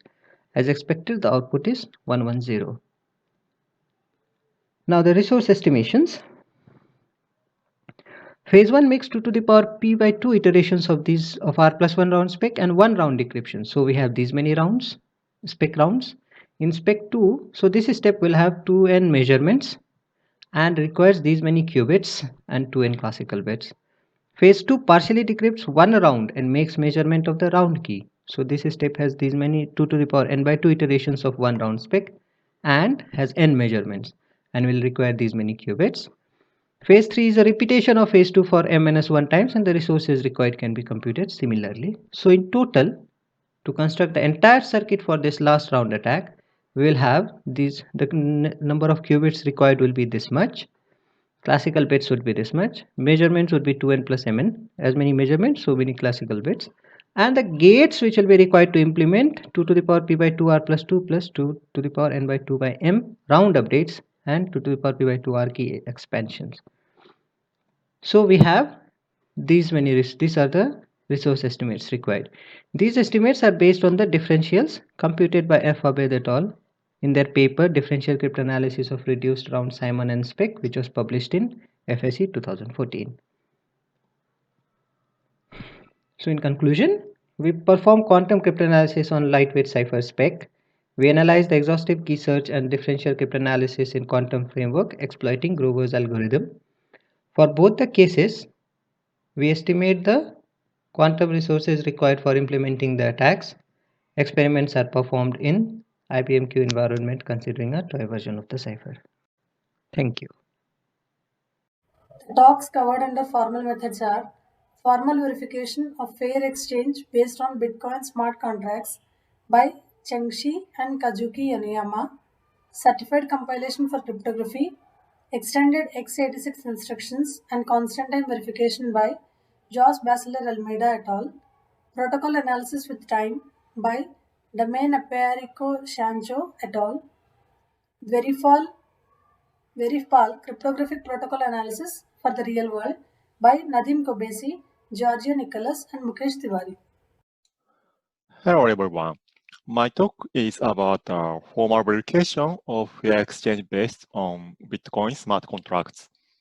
And this is joint work with Chen Si.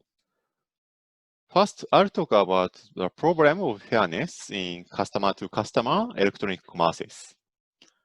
Let's consider the situation that a party wants to exchange her item and the other party's item. And the other party agree with exchange. However, if this party sends item, the other party doesn't send his item. So this is a problem of fairness. There are some solutions about this problem. One is previous identification, but it provides no privacy. And another is reputation system, but it just provides psychological guarantee. In cryptography, fair exchange is studied to resolve this problem. A fair exchange is a protocol to provide that guarantee that the exchange is correctly terminated or nothing is exchanged. So in both cases, fairness is guaranteed. And there are some kinds of fair exchange protocols. One is gradual fair exchange. In the gradual fair exchange, items are divided and sent bit by bit. So if the protocol is stopped by some accident, the difference between obtained information is just 1 bit. So fairness is guaranteed. Another type of fair exchange is inline or online TTP fair exchange. In this setting, a trusted third party exists, and the TTP assigns items to users. And in the online TTP case, some partial information are exchanged between users. The other is optimistic fair exchange. In the optimistic fair exchange, in ordinary execution protocol, TTP is not necessary. And if any failure occurs, fairness is recovered using TTP. However, in this setting, items must be generated by TTP. So in the fair exchange, to achieve fair exchange, we need the large number of rounds or TTP.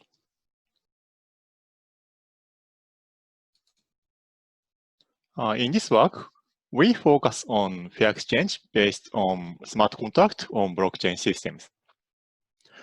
Smart contracts are protocols that can automatically execute a transaction, including an electronic contract, when a condition is satisfied without TTP. On blockchain systems, a smart contract can be regarded as a system participant, responding to the information received, receiving and storing values, and sending information and values outwards. And it is known that online TTP fair exchange can be realized by using smart contract on blockchain by using blockchain as TTP. Many cryptocurrencies have implemented smart contracts. At post 18, Today, it will propose various types of fair exchange protocols for Bitcoin transactions. Oracle, Escrow, intermediated payment, timed commitment, micropayment channels, fair lotteries, and contingent payment. For example of Escrow protocol, the buyer deposits Bitcoins to the blockchain as a transaction. And if the contract is established, the transaction corresponding to the transfer of Bitcoins is executed. However, since they do not provide any formal security proof or formal verification, so it's not clear that their scheme satisfies the desired fairness. Generally, it's difficult to evaluate security by hand because it's easy to make mistakes when the protocol is complicated. On the other hand, formal methods are known to be useful to verify security of cryptographic protocols easily and rigorously. So our motivation is to prove security of their fair exchange protocol by formal methods. A question is that how to formalize fairness in formal verification tools. In this work, we formalize towards fair exchange protocols and verify fairness by using ProVerif. ProVerif is an automated security verification tool capturing various security requirements.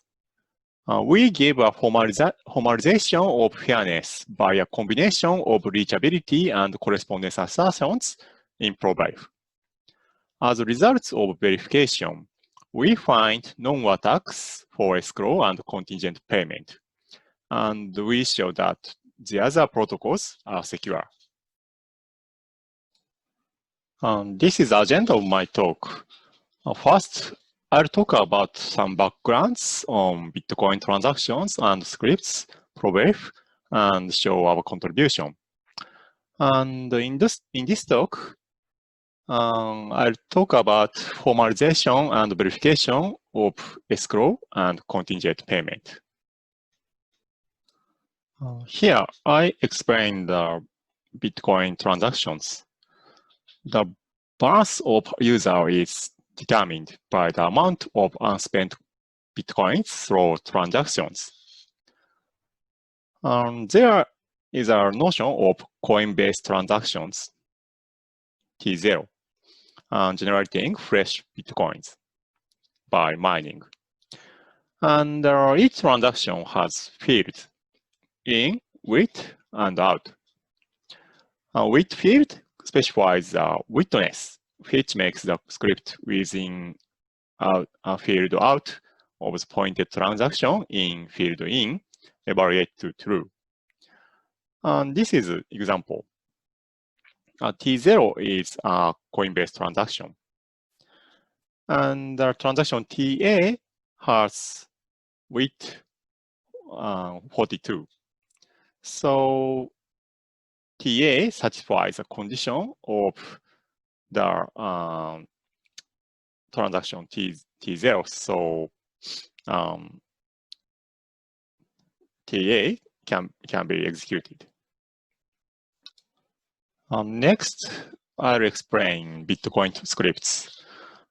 Scripts are terms of the form lambda z point e, where z is a sequence of variables occurring in e, and e is an expression with the following syntax.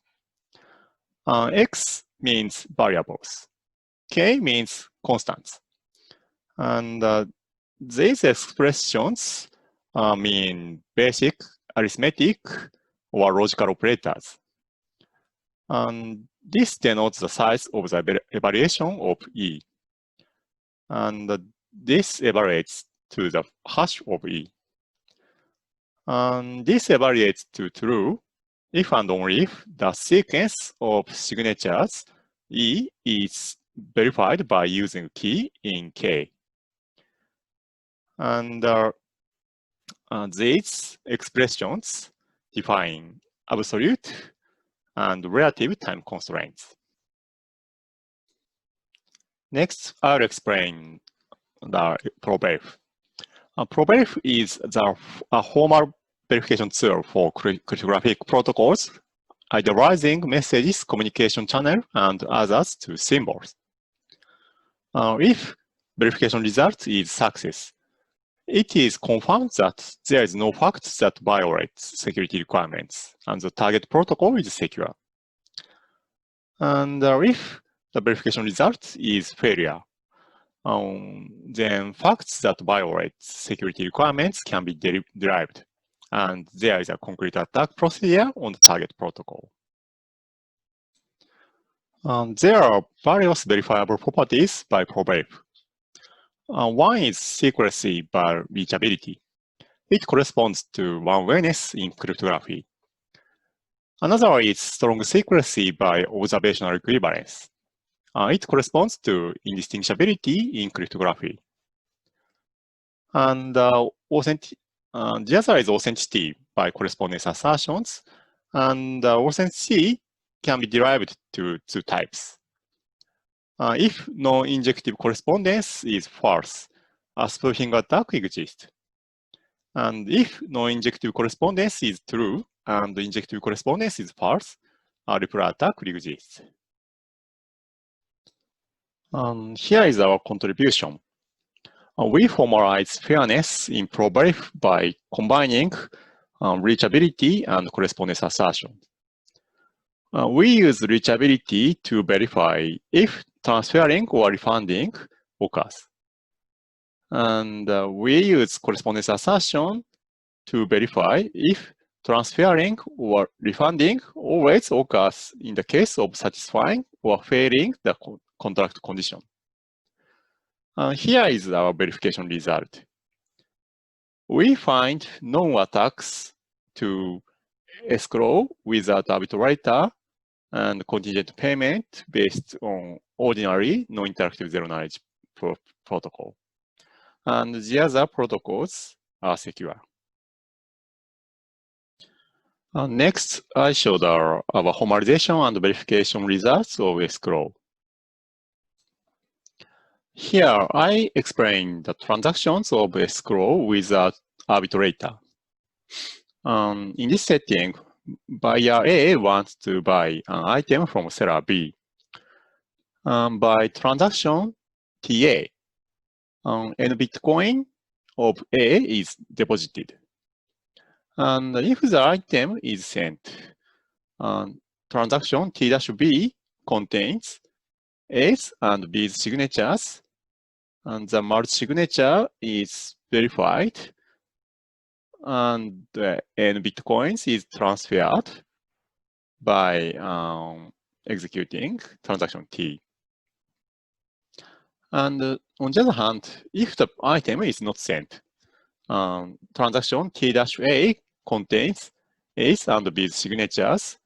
The merge signature is verified, and n Bitcoin is refunded to A. Here, I show the protocol of Escrow without arbitrator. Escrow has two cases. In this talk, I explain the case of transferring. First, the buyer A put transaction T with her signature on T for depositing n Bitcoins on transaction TA. Then in the blockchain systems, the signature is verified.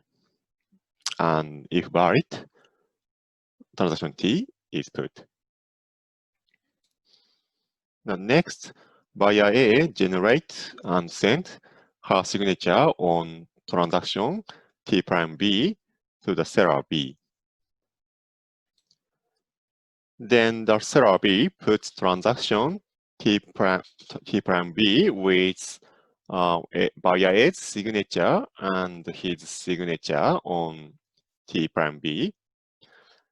And then in the blockchain system, two merge signature of these signatures is verified. If valid, transaction T is executed and n Bitcoins is transferred to B. Here, I explain our formalization of fairness in ProVerif. Fairness requires that n Bitcoins are always transferred from A to B or refunded to A if the item is sent or not sent. So we define 4 events: trans, refund, TB, and TA. Event trans corresponds that n Bitcoins are transferred to B. Event refund corresponds that n Bitcoins are refunded to A. Event TB or TA corresponds that transaction T prime B or T prime A is put and accepted. By correspondence assertions, if event trans occurs, then event TB always occurs previously, or event refund occurs, then event TA always occurs previously, can be verified. Also, occurring of event trans or refund is verified by reachability. It is necessary to check the precondition of correspondence assertions. So, by the combination of correspondence assertions and reachability, we can formalize fairness. ProVerif finds the attack on this protocol. The attack is that the buyer A simply stops to send signature for transaction T prime B, and the protocol hurts, though the n Bitcoin is not transferred.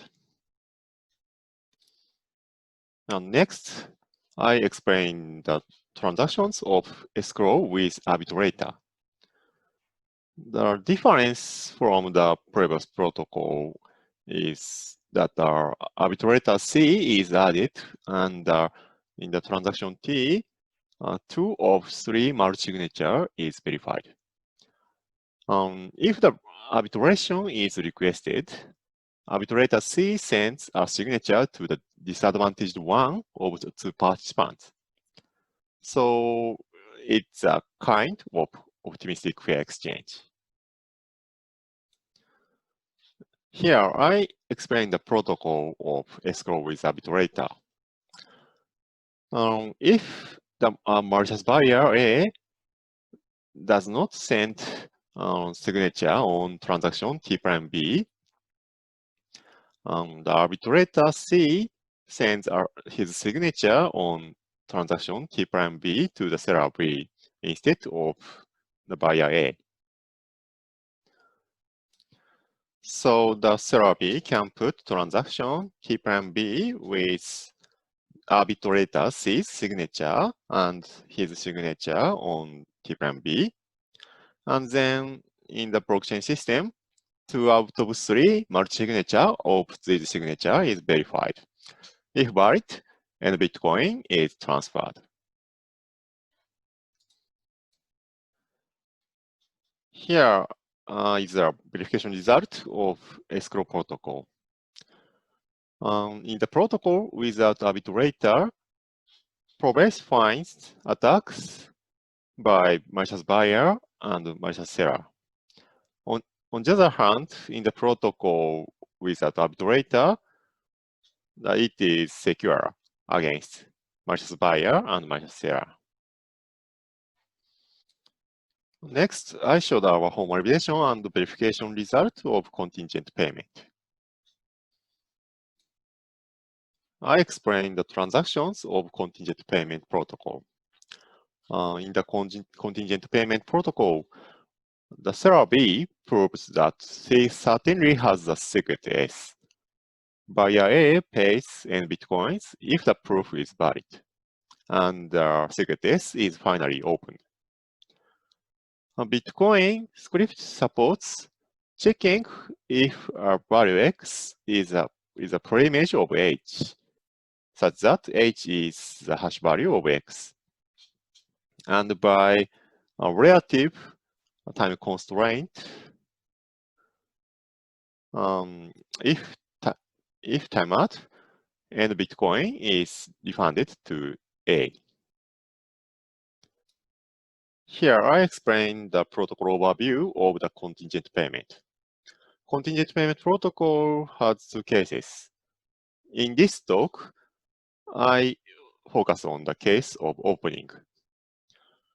First, the buyer A sends common reference string for non-interactive zero-knowledge proof to the seller B. And seller B has key K and secret S and computes the hash H equal hash value of K. C is the ciphertext of secret S, and pi is the proof for this relation. And seller B sends HC pi to buyer A.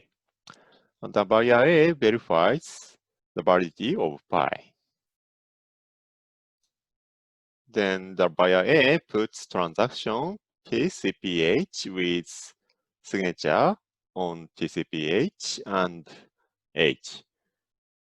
Then in the blockchain system, the signature is verified, and if valid, the transaction TCPH is put. Also, the seller B puts transaction TOpenH with signature on TOpenH and key K. And then in the blockchain system, the signature and the hash value H is verified. If valid, transaction T is executed and N Bitcoin is transferred. And then the buyer A can open the secret S from C and K. Here I show the formalization of non-interactive zero-knowledge proof. In the case of ordinary NIZK. If CRS is generated by the verifier, witness may be recovered from the proof. So we formalize such a situation as function subbat, which computes the witness from the proof and randomness of generating CRS. On the other hand, in the subversion NIZK, zero knowledge is preserved even when the verifier chooses the CRS. So in our formalization, function subvert is not given in this case. The probe finds an attack to the contingent payment protocol using the ordinary NIZK. The buyer A can keep randomness R whole CRS. So C obtains secret S by using function subvert with randomness R of CRS and proof pi. Here is a verification result of contingent payment protocols. In the protocol using ordinary NIZK, in the non-timeout situation, probe finds an attack. On the other hand, in the protocol using subversion NIZK, both cases are secure. Here, I summarize this talk. We verified fairness of 7 fair exchange protocols by using ProVerif. Variants of escrow and contingent payment don't satisfy fairness, while other protocols satisfy it. We refined the non-attacks of escrow and contingent payment protocols. We gave a formalization of fairness in ProVerif. It will be useful to formalize and verify other cryptographic protocols that need some kinds of fairness. That's it. Thank you. Hello, my name is Tiago Oliveira, and I'm presenting Certified Compilation for Cryptography, Extended x86 Instructions, and Constant Time Verification. I will start by presenting the two main motivations for this work. The first is that there was no support for instruction set extensions in available certified C compilers. Additionally, no constant time formal verification tools were available that supported those same instruction extensions. This led us to realizing our approach using CompCert, a formally verified compiler, and our main contributions are adding support for instruction extensions and integrate a new constant time checker that performs verification at a pre-assembly level. Finally, we evaluate our tool by using SuperCop, a toolkit for measuring cryptographic software. This presentation will proceed as follows. First, some detail about the considered instruction extensions, followed by a description of the steps that were taken to extend CompCert with new instruction extensions, an overview of Intrinsics aware constant time checker, our experimental results, and to conclude, the upcoming developments. In 1999, Intel introduced the streaming Cmd extensions.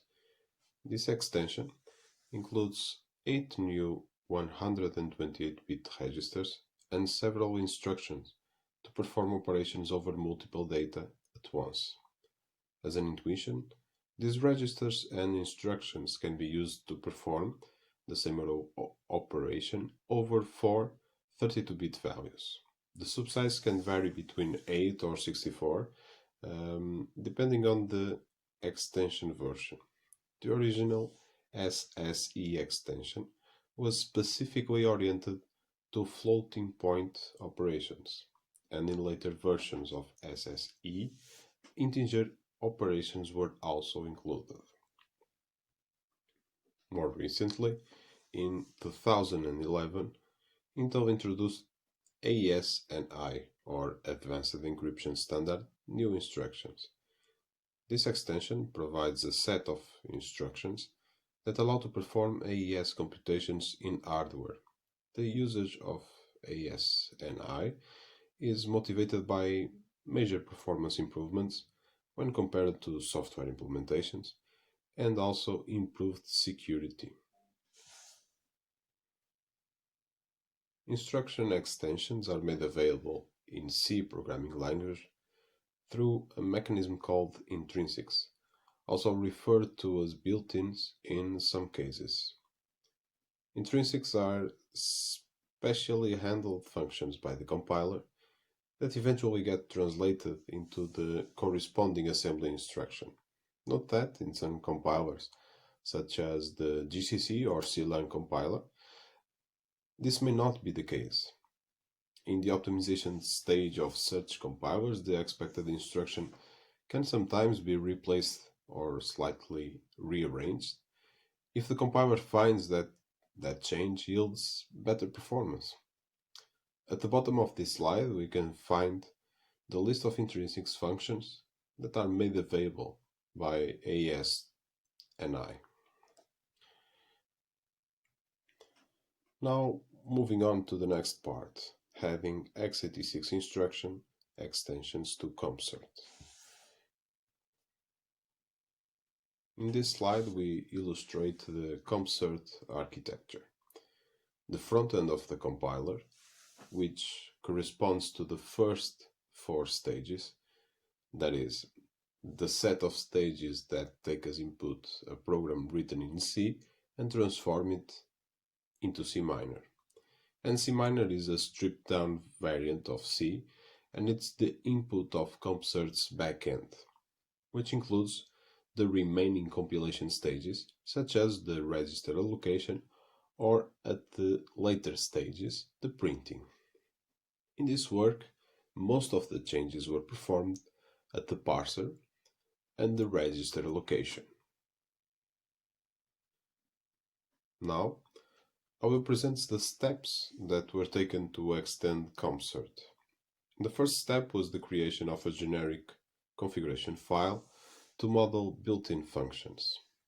Each entry in this file consists in the descriptor of the built-in, and in this descriptor we store all the relevant information about it: its name, its return type, and also the arguments types, the class of the instruction, in the presented case the AES class, the number of immediate arguments, and the assembly instruction itself for the printing stage, and the Boolean value indicating if this is a to-address instruction.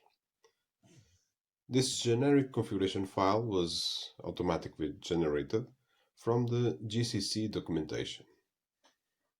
The presented example corresponds to the AES key generation intrinsic. And to conclude, we took advantage of the already existing CompCert built-ins mechanisms to inject these new definitions into CompCert. The second step that was taken was to extend CompCert's front end, more precisely the parser. This was done in order to ensure that the previously defined built-ins were properly recognized and translated into CompCert's abstract syntax tree. Some changes needed to be made to the parser, for instance, to recognize intrinsic related attributes, such as the vector size attribute. We also introduced a new 128-bit scalar type, and these subsequent stages were changed in order to accept this new type. These changes, although they were small. And the third step was to extend CompCert backend. More precisely, the register allocation was extended to support the new set of 8 128-bit XMM registers. We added a new register bank to the machine description, while taking into account that these new registers overlap with the registers that are already in use for the floating point operations. For this reason, the register allocation notion of interference needed to be extended. And lastly, regarding the ComSert semantics preservation, we needed to extend the semantics preservation theorem, which stayed equivalent to the original one. I will now introduce the intrinsics-aware constant time checker. And for this, first I will talk a bit about the constant time property. The main goal of the verification of the constant time property, which is a countermeasure against timing attacks, is to ensure that the execution time is independent of any secret data. For a program to be constant time in relation to its secret inputs, its control flow or memory accesses must not have any dependency on secret data. Additionally, some other CPU instructions unrelated to the control flow or memory operations may exhibit some execution times variations depending on their inputs. For this work, we do not consider such instructions, but we think that this type of constraints could be integrated in our policy checker. With this checker, we address two limitations in the context of constant time verification. The first is that there are no formal constant time verification tools that support instruction extensions. The second is that the verification at source level doesn't guarantee constant time at the target level, unless the compiler is formally verified to preserve the constant time property. So, we designed the constant time checker that performs the verification at a pre-assembly level and operates in 3 steps. The first is the value analysis, where an approximation of the pointer's values is calculated. Then the type system, which infers values that may depend on sensitive data, and the policy checker, which ensures that the control flow and memory accesses don't depend on secret data. An overview of each of these steps is given next. In the value analysis step, we build a flow and context-sensitive approximation of the pointer's targets. And for this, we consider an analysis that can cope with bit vector arithmetic in order to infer more precisely the pointer's offsets. And the type system works in the following way. It starts by assigning a security level at each program point and each calling context, which is basically a stack of calling sites to each location. And the location can be a register or a memory position. A security level can be high if the location may contain or depend on secret data, and otherwise it is considered to be low. To support intrinsics in our constant time checker, we modeled an oracle that classifies built-in calls as being pure if they only operate on registers, and memory load and memory store if they perform a load or a memory store operation. This oracle was built on the generic configuration files that were previously mentioned in step 1. This ensures that our analysis is independent of the target architecture. And to conclude the presentation of this section, I would like to present an example based on AEZ, an authenticated encryption scheme. For this analysis, we considered an implementation of AEZ shipped in the SuperCop toolkit, and that uses intrinsics. And by using our new checker, we found a constant time violation, a benevolent one, due to an immediate return if the padding was incorrect. We modified the code to store the exit code and only return it at the end of the function, and with this change the code was accepted and considered constant time by our tool. And now we move into the experimental results section. For the evaluation, we did use SuperCop, a toolkit for measuring cryptographic software that ships with more than 2,000 implementations. These implementations are organized in a 3 hierarchical level. At the top level, we can find operations, which consist in abstract interfaces for a given cryptographic component. Examples of operations are cryptohash or cryptostream for hash functions or stream ciphers, respectively. At the second level, we can find primitives, which are instantiations of operations. For instance, SHA-20 is a primitive. And at the bottom level, we find the actual implementations. Each primitive may contain several different implementations, targeting different architectures or having different levels of optimizations. It is common to find reference implementations, usually written in C or with the major goal of being portable, and some others, non-portable implementations, that may use intrinsics or are even written directly in assembly. So we configured SuperCop with different sets of compilers across different runs.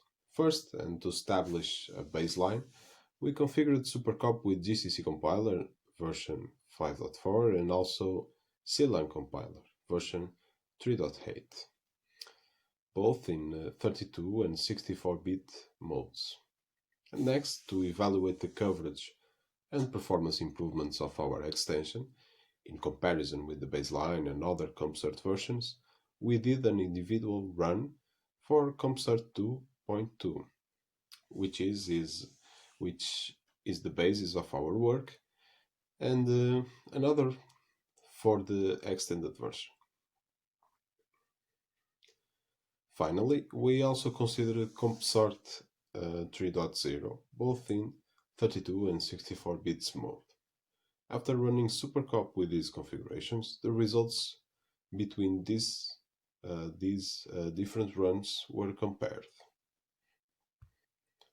The following table presents the total number of implementations that were compiled in each configuration for each operation. For compactness, in this table we only show operations with more than 10 implementations compiled for the 32-bit baseline.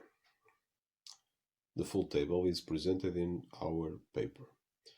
But we can see significant increases in coverage across several operations, more precisely the AEEAD, or authenticated encryption with associated data, hash and stream operations. As for the global coverage value, we were able to compile 84 additional implementations due to the support of Intrinsics in our tool, when comparing with the CompCert version that served as basis for our work, namely the version 2.2. We also include the coverage results for AMD64 architecture to get a sense of what would be the coverage penalty of downgrading from AMD64 to x86.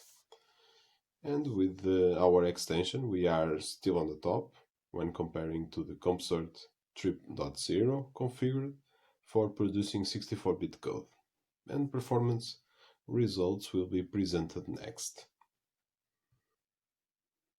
The following table presents the performance ratios between the baseline, which consists in the fastest implementations that were chosen when SuperCop was run with GCC and CLang compilers, and the shown CompCert version. For the sake of this analysis, we only considered primitives that were able to have at least one implementation compiled with all the presented compilers. We also excluded implementations that contained assembly files for this analysis. We can see that the average cost of using certified compilation in cryptography can be huge. For instance, the average performance penalty for the considered primitives and for COMCERT 2.2 is 21.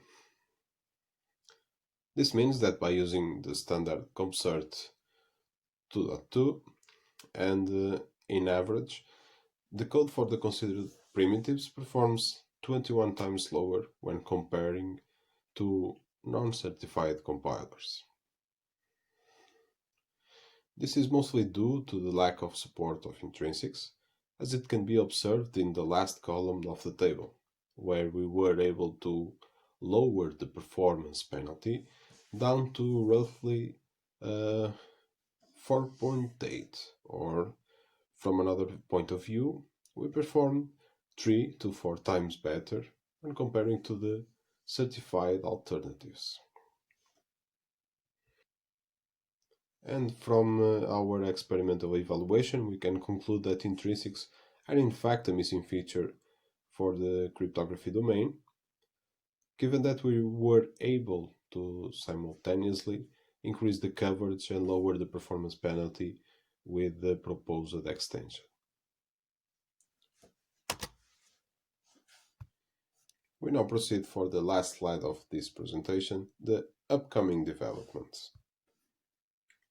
We now plan to initiate a systematic study of the coverage of formal methods tools for cryptography implementations.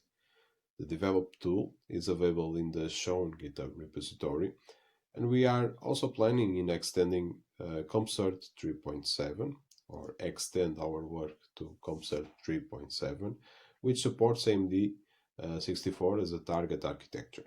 And also, of course, we would like to have AVX2 support in this future work. And also there are some other ideas, just like exploiting intrinsic semantics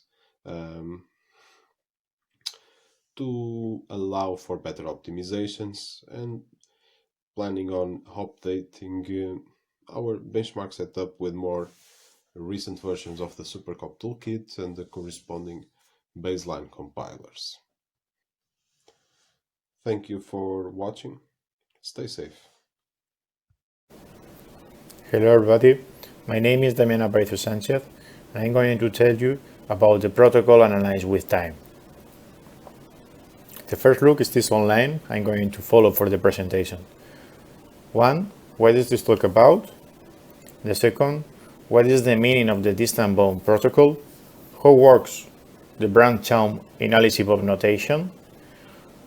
Next, adding time to the branch-chain protocol.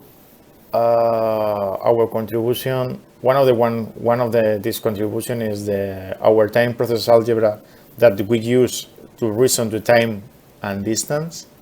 A several distant bound protocol analyzed in the experiments, and finally the conclusions.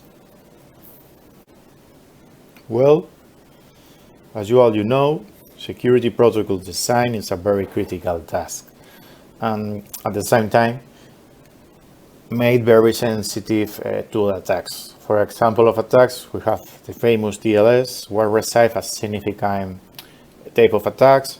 Another one is the crack attack recently in the Wi-Fi. And one of the approaches that we could use in order to improve the design of the security protocols is use the model checking as a method. With the model checking, we can prove the absence of the attacks. Also, we can find protocol weaknesses to correct the protocol. And for that, we have several analysis tools for verification of the security protocols.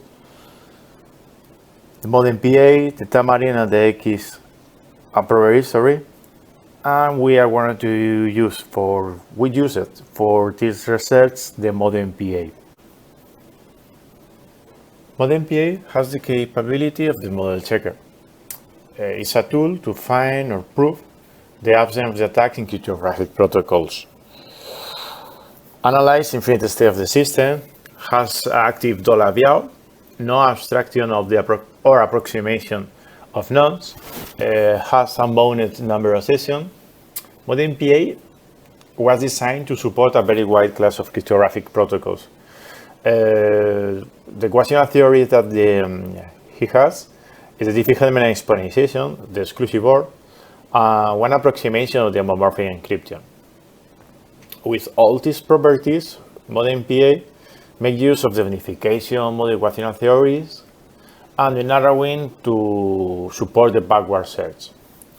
Our first contribution of this paper is the connection to an SMT solver via mouth system. With this SMT solver, we can evaluate the satisfiability of the timing constraint. Well, now, the second point is what is the meaning of the distant bound protocol. First, in this type of protocols, involves two types of rows, two types of participants, the verifier and the prover. The first step for the verifier is establishes a security perimeter for all the provers, okay, the area. Next, the response delay time enables the verifier to compute an upper bound on the distance between the prover and the verifier. This is the ensure proximity, the objective of the verifier of the protocol to ensure proximity, and we use this formula for establish a security perimeter. Well, I would like to have a few minutes explaining how works the branch home in Alice and Bob notation. The first message that the prover sends to the verifier is the commitment. And after that, the verifier sends to the prover the nonce and start to record the time when the message was sent. After that, the prover sends to the verifier an exclusive OR with the both nonce, and the verifier both messages, this one and the last one, is normally called fast response, fast message, and need the verifier to check the time and the distance for both messages for everything is correct. This is the key of the distant bound protocol. For that, if everything is correct for the time and the distance, the prover sends to the verifier the secret of the commitment and also the signature. Now, with the example of the branch-home protocol explained with the notation, we need to add in time. For adding time, we need to do three things. The first one is in the part of the sender, we need to add in a sub-index for variable of the time, and also the same for the received part.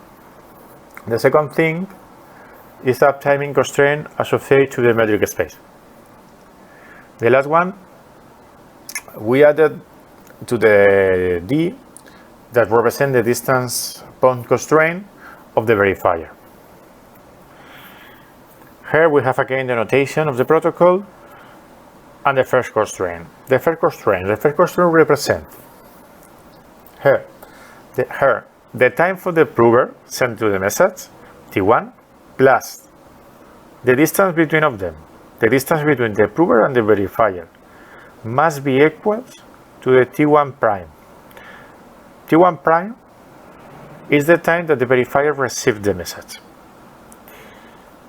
For the second message, the constraint, the first part of the constraint is really similar to the before for control the distance, but we add in another one. This represents that the message, for the second message, when the verifier sent to the message, this message must be sent after than the verifier received the message before. For the third message, we control these things, and another one, another constraint. This is for the received part. Here, the verifier, T3 prime, must be bigger, must be before than the first message the verifier received, T1 prime. The next two messages are similar, are the same, but with different times. But we need to control, like I said before, the round trip check. The round trip check have the formula that the last message the verifier receives, T3 prime, minus the first message the verifier sent in this check fast trip, must be less or equals to multiply the distance. If this is correct, this is true, we are saying that the security perimeter is ensure the proximity with the verifier. In this case, the prover stay in a ensure proximity with the verifier. And also, when the verifier receives the secret of the commitment and the signature, he needs to check if he's able to open the commitment. If everything is okay, all the communication will be completed. Well, the next slide is about the second contribution, is the time process algebra. Our process algebra is from the modern PA. We extend it with the global clock and with the time formation. We have new syntax. This new syntax, represented in the message, is the add. The add in the left part we have the message, but now in the right part we have the variable of the time. The operator dot denotates sequential composition of the processes. We have the question mark for no determinate choice, and for determinate choice we have the conditional expression. For our time intruder model, we consider several located intruder, and I need to say for the Dolabiao is active, this implies intercept, forward, create message that he received. But therefore, the intruder cannot change the physics of the metric space. This metric space, like I said before in the before slides, the distance only have two arguments. One for, well, we can have the same role in the same distance, but only this metric space. All this table, all these properties for the process algebra could be used for other protocol analysis tools. Well, with all this time process algebra, we need to use it in the specification. Now, you can see the message with two parts. In the left part, we have the message, the commitment, and in the right part, we have, in all the messages, the variable of the time.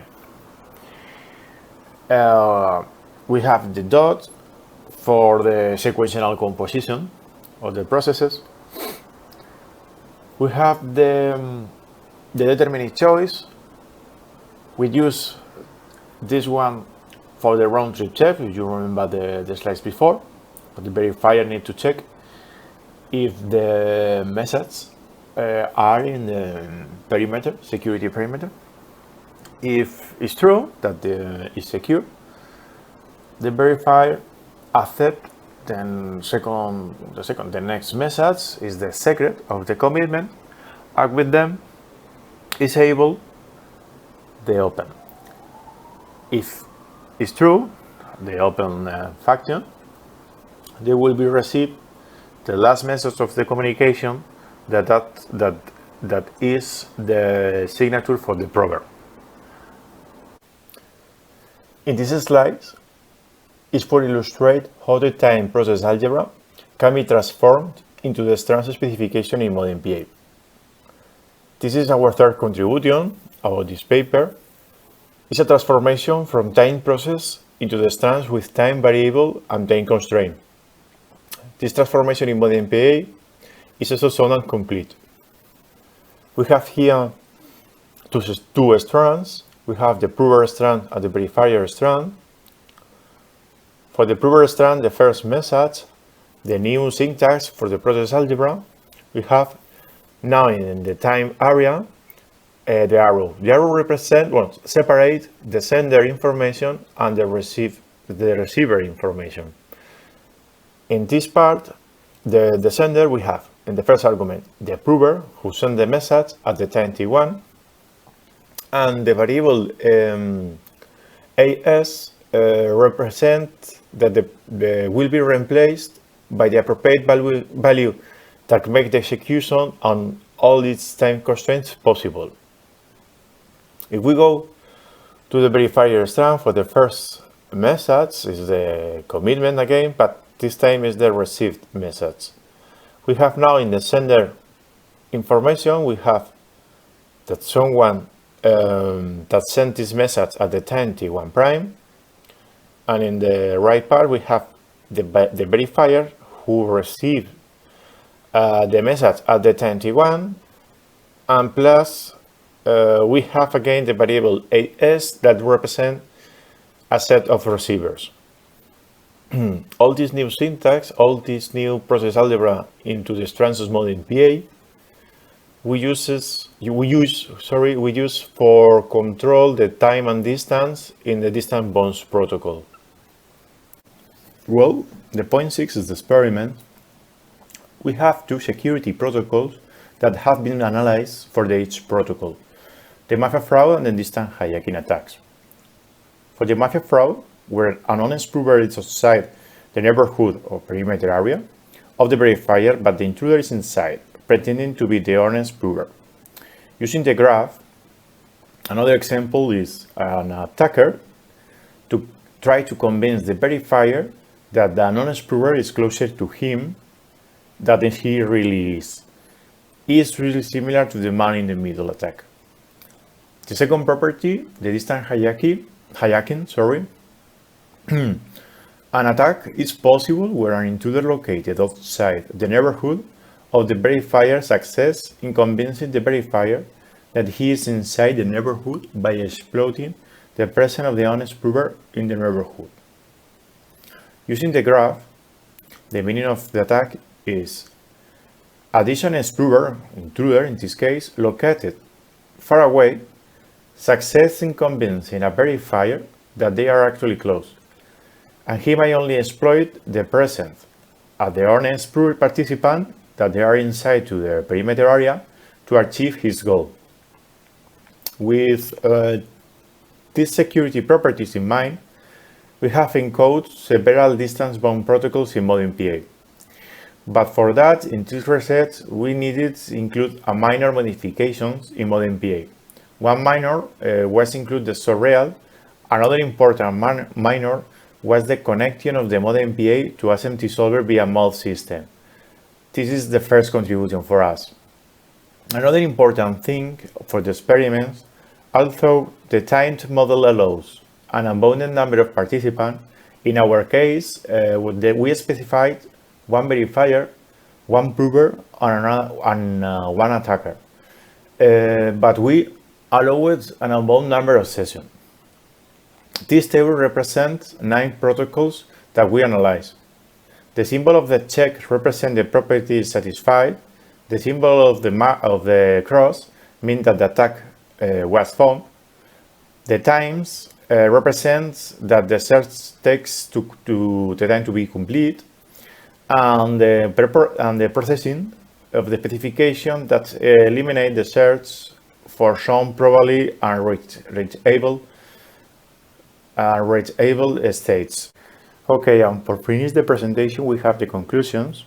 We have 3 major conclusions about this research. The first one, we have developed a time model for protocol analysis based on timing constraints. The second one, we have provided a prototype extension of the modern PA handle protocol with time, thanks to the SMT solver via the mod system. The third one, all this approach should be applicable to other tools that support constraint handle. And for us, the future work has several ways to extend this work. One important extension will be the full equilibrium spatial model for protocols that needs an explicit location included in the constraints. Another future work, more experiments, more distance-bound protocol will be analyzed, but another extension will be to have a larger number of participants in the specification, in the protocols. And another different future work, we can use this approach in the performance analysis. Thank you for your attention and see you in the conference. Hello, my name is Nadim Kobaisi, and this talk is about VerifPal, a new framework that aims to bring cryptographic protocol analysis for the real world. This is joint work that was conducted with my co-authors, Georgian Ula and Mukesh Tiwari. Today we're going to be talking about formal methods for verifying cryptographic protocols, and I'll be explaining what it is that makes VerifPal special in that space. Each one of us likely uses complex cryptographic protocols such as TLS or Signal to keep our communications authenticated and confidential throughout our daily lives. But these protocols, which cover everything from watching videos to video conferencing, banking, and playing online games, can feature highly complex designs that are prone to error. That is why the field of automated analysis using formal methods in cryptography has been under active research for at least the past 2 decades. Automated analysis using formal methods means using software in order to determine the security guarantees on a cryptographic protocol specification or implementation. Basically, we write software under a rationale that we hope allows it to analyze cryptographic designs in a way that gives us high assurance guarantees on whether, for example, this protocol guarantees message confidentiality or whether that protocol provides post-compromise security. Based on that analysis, we can obtain a higher level of confidence about the security or insecurity of our designs than through manual human analysis. Automated formal analysis, or formal verification, can be really important because protocols are notorious for having unintended behaviors, especially when you have an active attacker on the network. And cryptographic primitives, too, can act in unexpected ways, exhibiting undefined behaviors or side channels. Today, in the world of formal verification, we have many highly advanced tools that continuously push the field forward. Let's divide them into 2 types. 1. Code and implementation verification. These tools allow the user to write an actual, full implementation of the cryptographic primitive, or even protocol, in a full-featured programming language. The programming language is then tied to an underlying formalism, such as a theorem prover or SMT engine, in order to obtain proofs on the program. For example, one can prove that a point will be on an elliptic curve, or even that a program will be functionally correct, or that it will not exhibit certain types of side channels. The F-star programming language, being developed by INRIA and Microsoft Research, is a great example of this form of verification. It has produced the Hackle-Star High Assurance Cryptography Library, the Project Everest formally verified HTTPS stack, and the Signal-Star formally verified Signal Secure Messaging Protocol implementation. 2. Protocol modeling and verification. These tools ask the user to write a model of a cryptographic protocol in the tool's modeling language. Then, the tool will analyze the model in its own verification paradigm and produce results. This talk is about that second type of formal verification, the one where you analyze models of protocols. When working with protocol modeling, you have 2 verification paradigms to choose from. First, we have the symbolic model verification paradigm. In the symbolic model, primitives are perfect black boxes. For example, a hash function is always a perfect one-way function, meaning that MD5, Blake3, and SHA-2 are all modeled in the same way. There are no algebraic or numeric values. Ultimately, we get a verification result based on whether queries, questions asked regarding the security of the protocol, are contradicted or not. Here, we have fantastic tools such as Proverif and Tamarin that allow for comprehensive analysis to take place. We also have the computational model verification paradigm. In the computational model, adopted by tools such as Cryptoverif, we can have more nuance on primitives, defining, for example, different primitives that can be NCPA or NCCA secure. We can even have security bounds, and in contrast to the symbolic model, we can get full game-based proofs that stand out on their own. Cryptoverif, which works in the computational model and produces full game-based proofs, was recently applied to WireGuard and the noise protocol framework, producing novel results. Based on what we've just discussed, it might seem that the symbolic model is in fact the simplest and even shallowest of all the formal methods described. But our talk today is indeed about the symbolic model, and that's where VerifPal produces research and applied contributions. So why is the symbolic model still important and worthwhile? Well, computational models in F-star do not allow us to naturally express and model protocols according to a system based on discrete, well-defined principles with internal states. Simply put, reasoning about protocols in the symbolic model can in fact be far more intuitive, because it allows us to describe principles directly and what they're doing, which messages they're exchanging in a very explicit way. Writing a protocol in F-star just to check it against security goals on a network against an active attacker can indeed have an unreasonable cost and benefit trade-off, given how difficult tools like F-star are to use. Research in symbolic verification is also still producing novel results.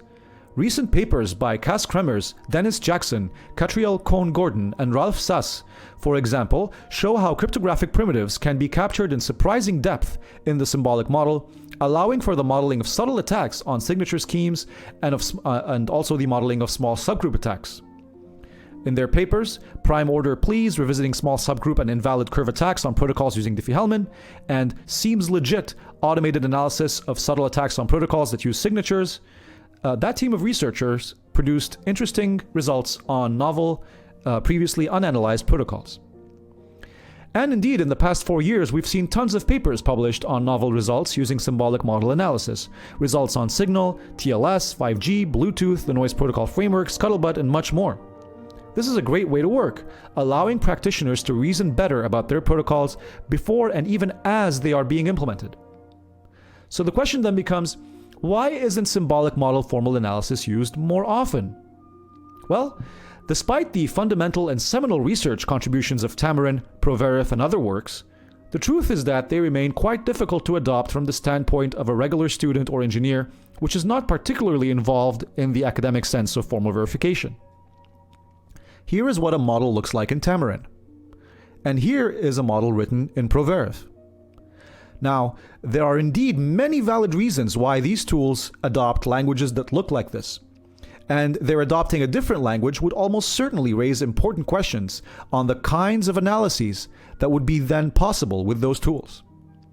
But it is also true that these approaches have handicapped the adoption of protocol modeling and formal analysis, and that's where VerifPal comes in. VerifPal is a new symbolic protocol analysis tool in language. It has 4 main goals. 1. An intuitive language for modeling and analyzing protocols. 2. Providing a modeling framework that avoids the potential for user error. 3. Providing analysis output that is concise and easy to understand. 4. Providing meaningful integration into the wider ecosystem, whether it be with engineers via, for example, Visual Studio Code, or other verification frameworks such as Proverif or the Cog Theorem Prover. VerifPal aims to give a user-focused approach without losing analysis strength. VerifPal can still reason, for example, about advanced protocols such as Signal and DP3T. It can still analyze for forward secrecy, key compromise impersonation, and other advanced queries, and also supports temporal logic and other advanced features. It's an easy-to-use modeling framework with an easy-to-understand language that tries to compromise as little as possible when it comes to the rigor and the depth that you can obtain. And here's how the VerifPal language works, and here's how it looks. One has to admit, that's a big difference.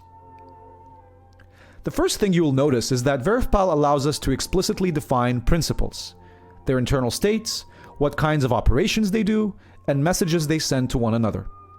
This is a big difference from other tools where there are no explicit principles or independent principal states, and allows for more intuitive protocol modeling experience. We can see that the knows keyword allows us to specify which private and public values are shared by principals, And generates allows us to specify fresh values that differ between each protocol execution, such as, for example, randomly generated nonces or ephemeral keys. Next, you'll notice that principals are immediately able to use cryptographic primitives, such as authenticated encryption or blind signatures, without the user having to define them in the model themselves. This helps avoid potential user error, since users could define signature schemes in a way that is subtly broken. VerifPal supports many built-in primitives: hashing, MAC, HKDF, encryption, authenticated encryption, public key encryption, signatures, ring signatures, blind signatures, and also Shamir secret sharing.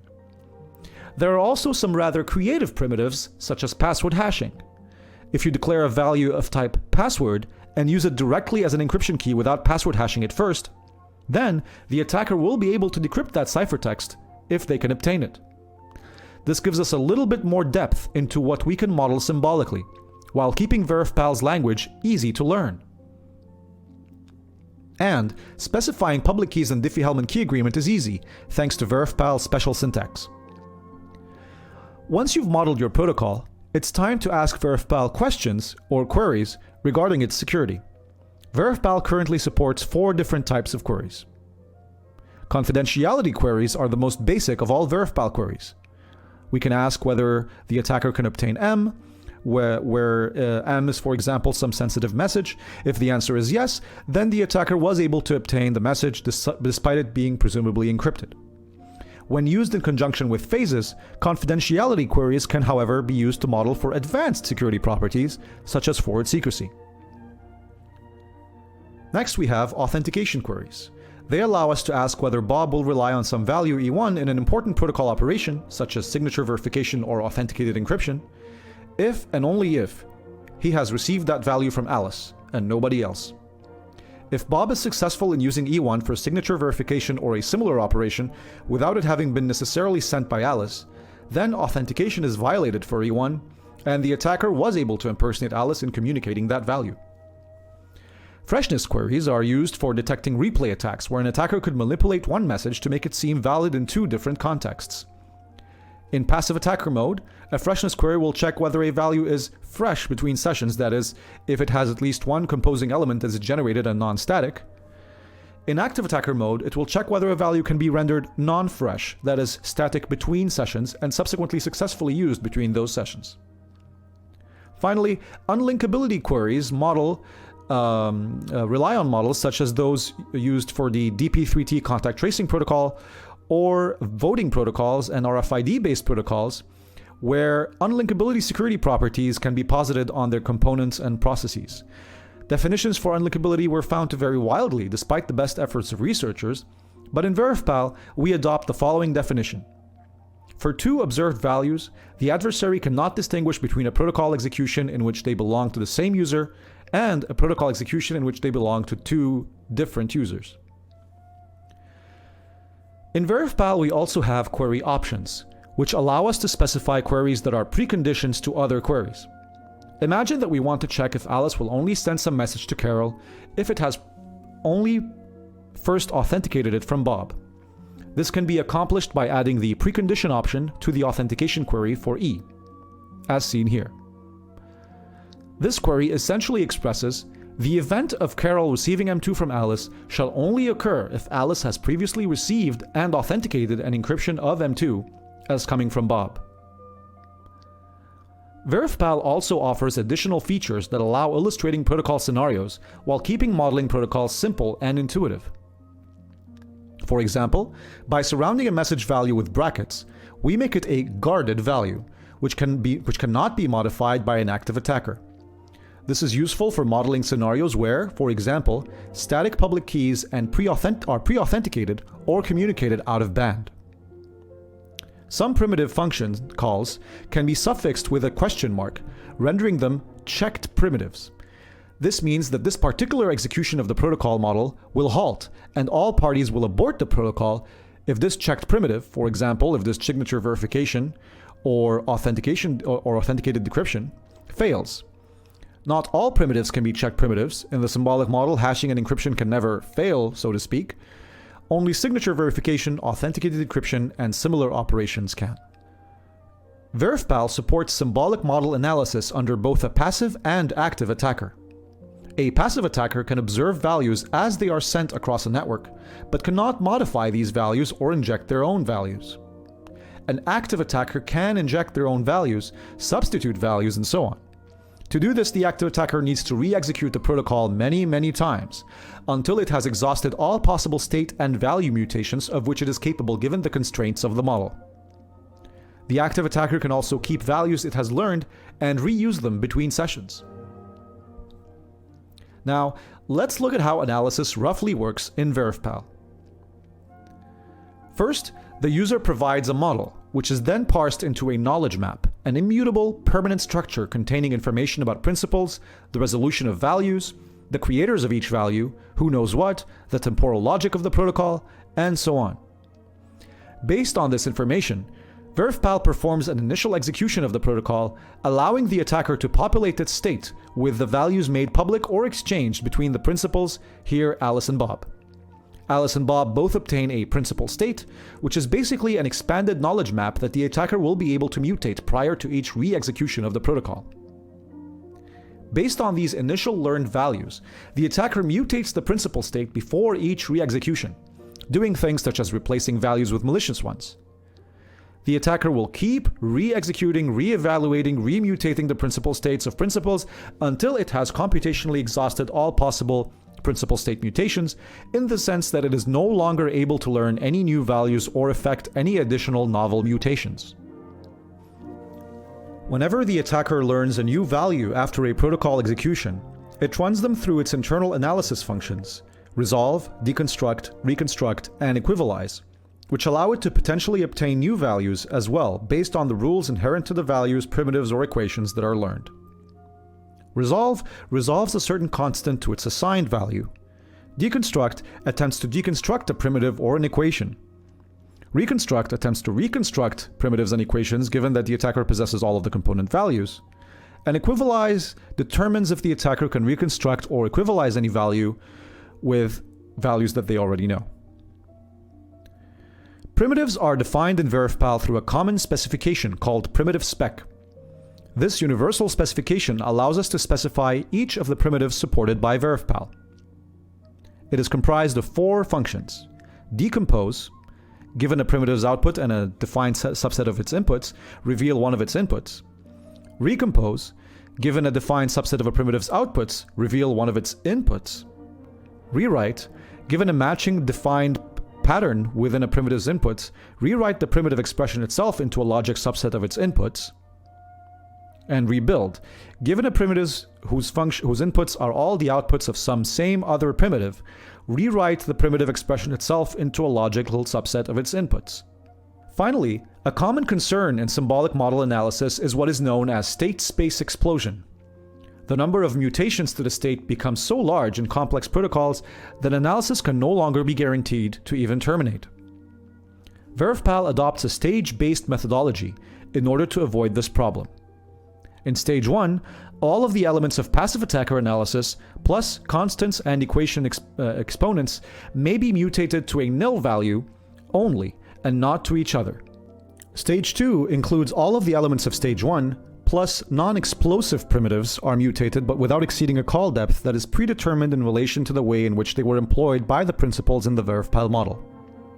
By non-explosive, we mean certain primitives that we have marked as likely not to be dangerous in the sense of causing state space explosions. For example, hash of hash x will not mutate into hash of hash y, since the call depth is deeper in the mutation. And encrypt y with hash of k will not mutate into encrypt k with password hash of k, since the skeleton of the original primitive does not employ password hash, but hash. Stage 3 includes all of the elements of stage 2 with the inclusion of explosive primitives.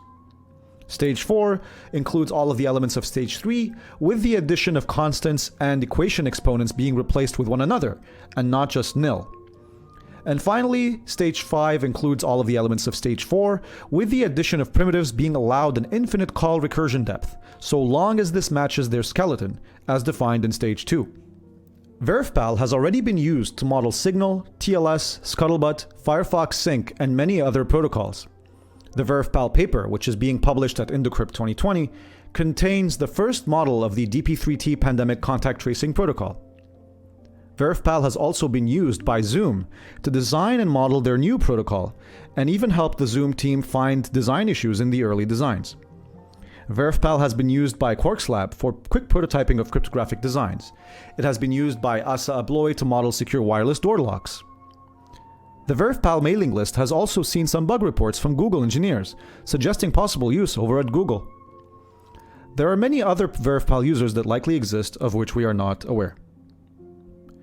VerifPal also offers VerifPal for Visual Studio Code, an extension that turns Visual Studio Code into a full-featured protocol design and analysis IDE, offering syntax highlighting, model formatting, and language completion. The ability to visualize protocol diagrams that update alongside your model. The ability to quickly gain insight into VerifPal documentation by hovering over the model. And even live protocol analysis and results inside Visual Studio Code. VerifPal also supports translating VerifPal models into ProVerif and Coq. While this feature is not currently fully implemented, the Coq translations in particular forced us to capture VerifPal's semantics as well as its passive attacker analysis logic fully in Coq, allowing us to more clearly formalize how VerifPal works. VerifPal is also a big success in the classroom, having allowed undergraduate students to get started with formal analysis and verification quickly, easily, and with a friendly face. The VerifPal user manual mixes in-depth examples of complex protocols with funny and encouraging comics of the VerifPal character going on formal verification-themed adventures. VerifPal Heroes, an upcoming project, will also provide a full illustrated introduction to formal verification covering not only VerifPal but also Coq, FStar, ProVerif, CryptoVerif, Tamarin, and EasyCrypt. This will enhance VerifPal's relationship to other tools in the field and allow users to quickly draw analogies between what they have easily learned using VerifPal and what might be more challenging in other tools, but also perhaps equally or more rewarding. The interactive online version, as well as the ebook version of VerifPal Heroes, will be available in January 2021. VerifPal software and related materials such as extensions, manuals, documentation, and so on are fully released under the GNU General Public License version 3. VerifPal is available today for Windows, Linux, Mac OS, and FreeBSD, and can be downloaded from verifpal.com. I look forward to hearing your feedback on VerifPal and to seeing what kind of protocols you will model next. Thank you.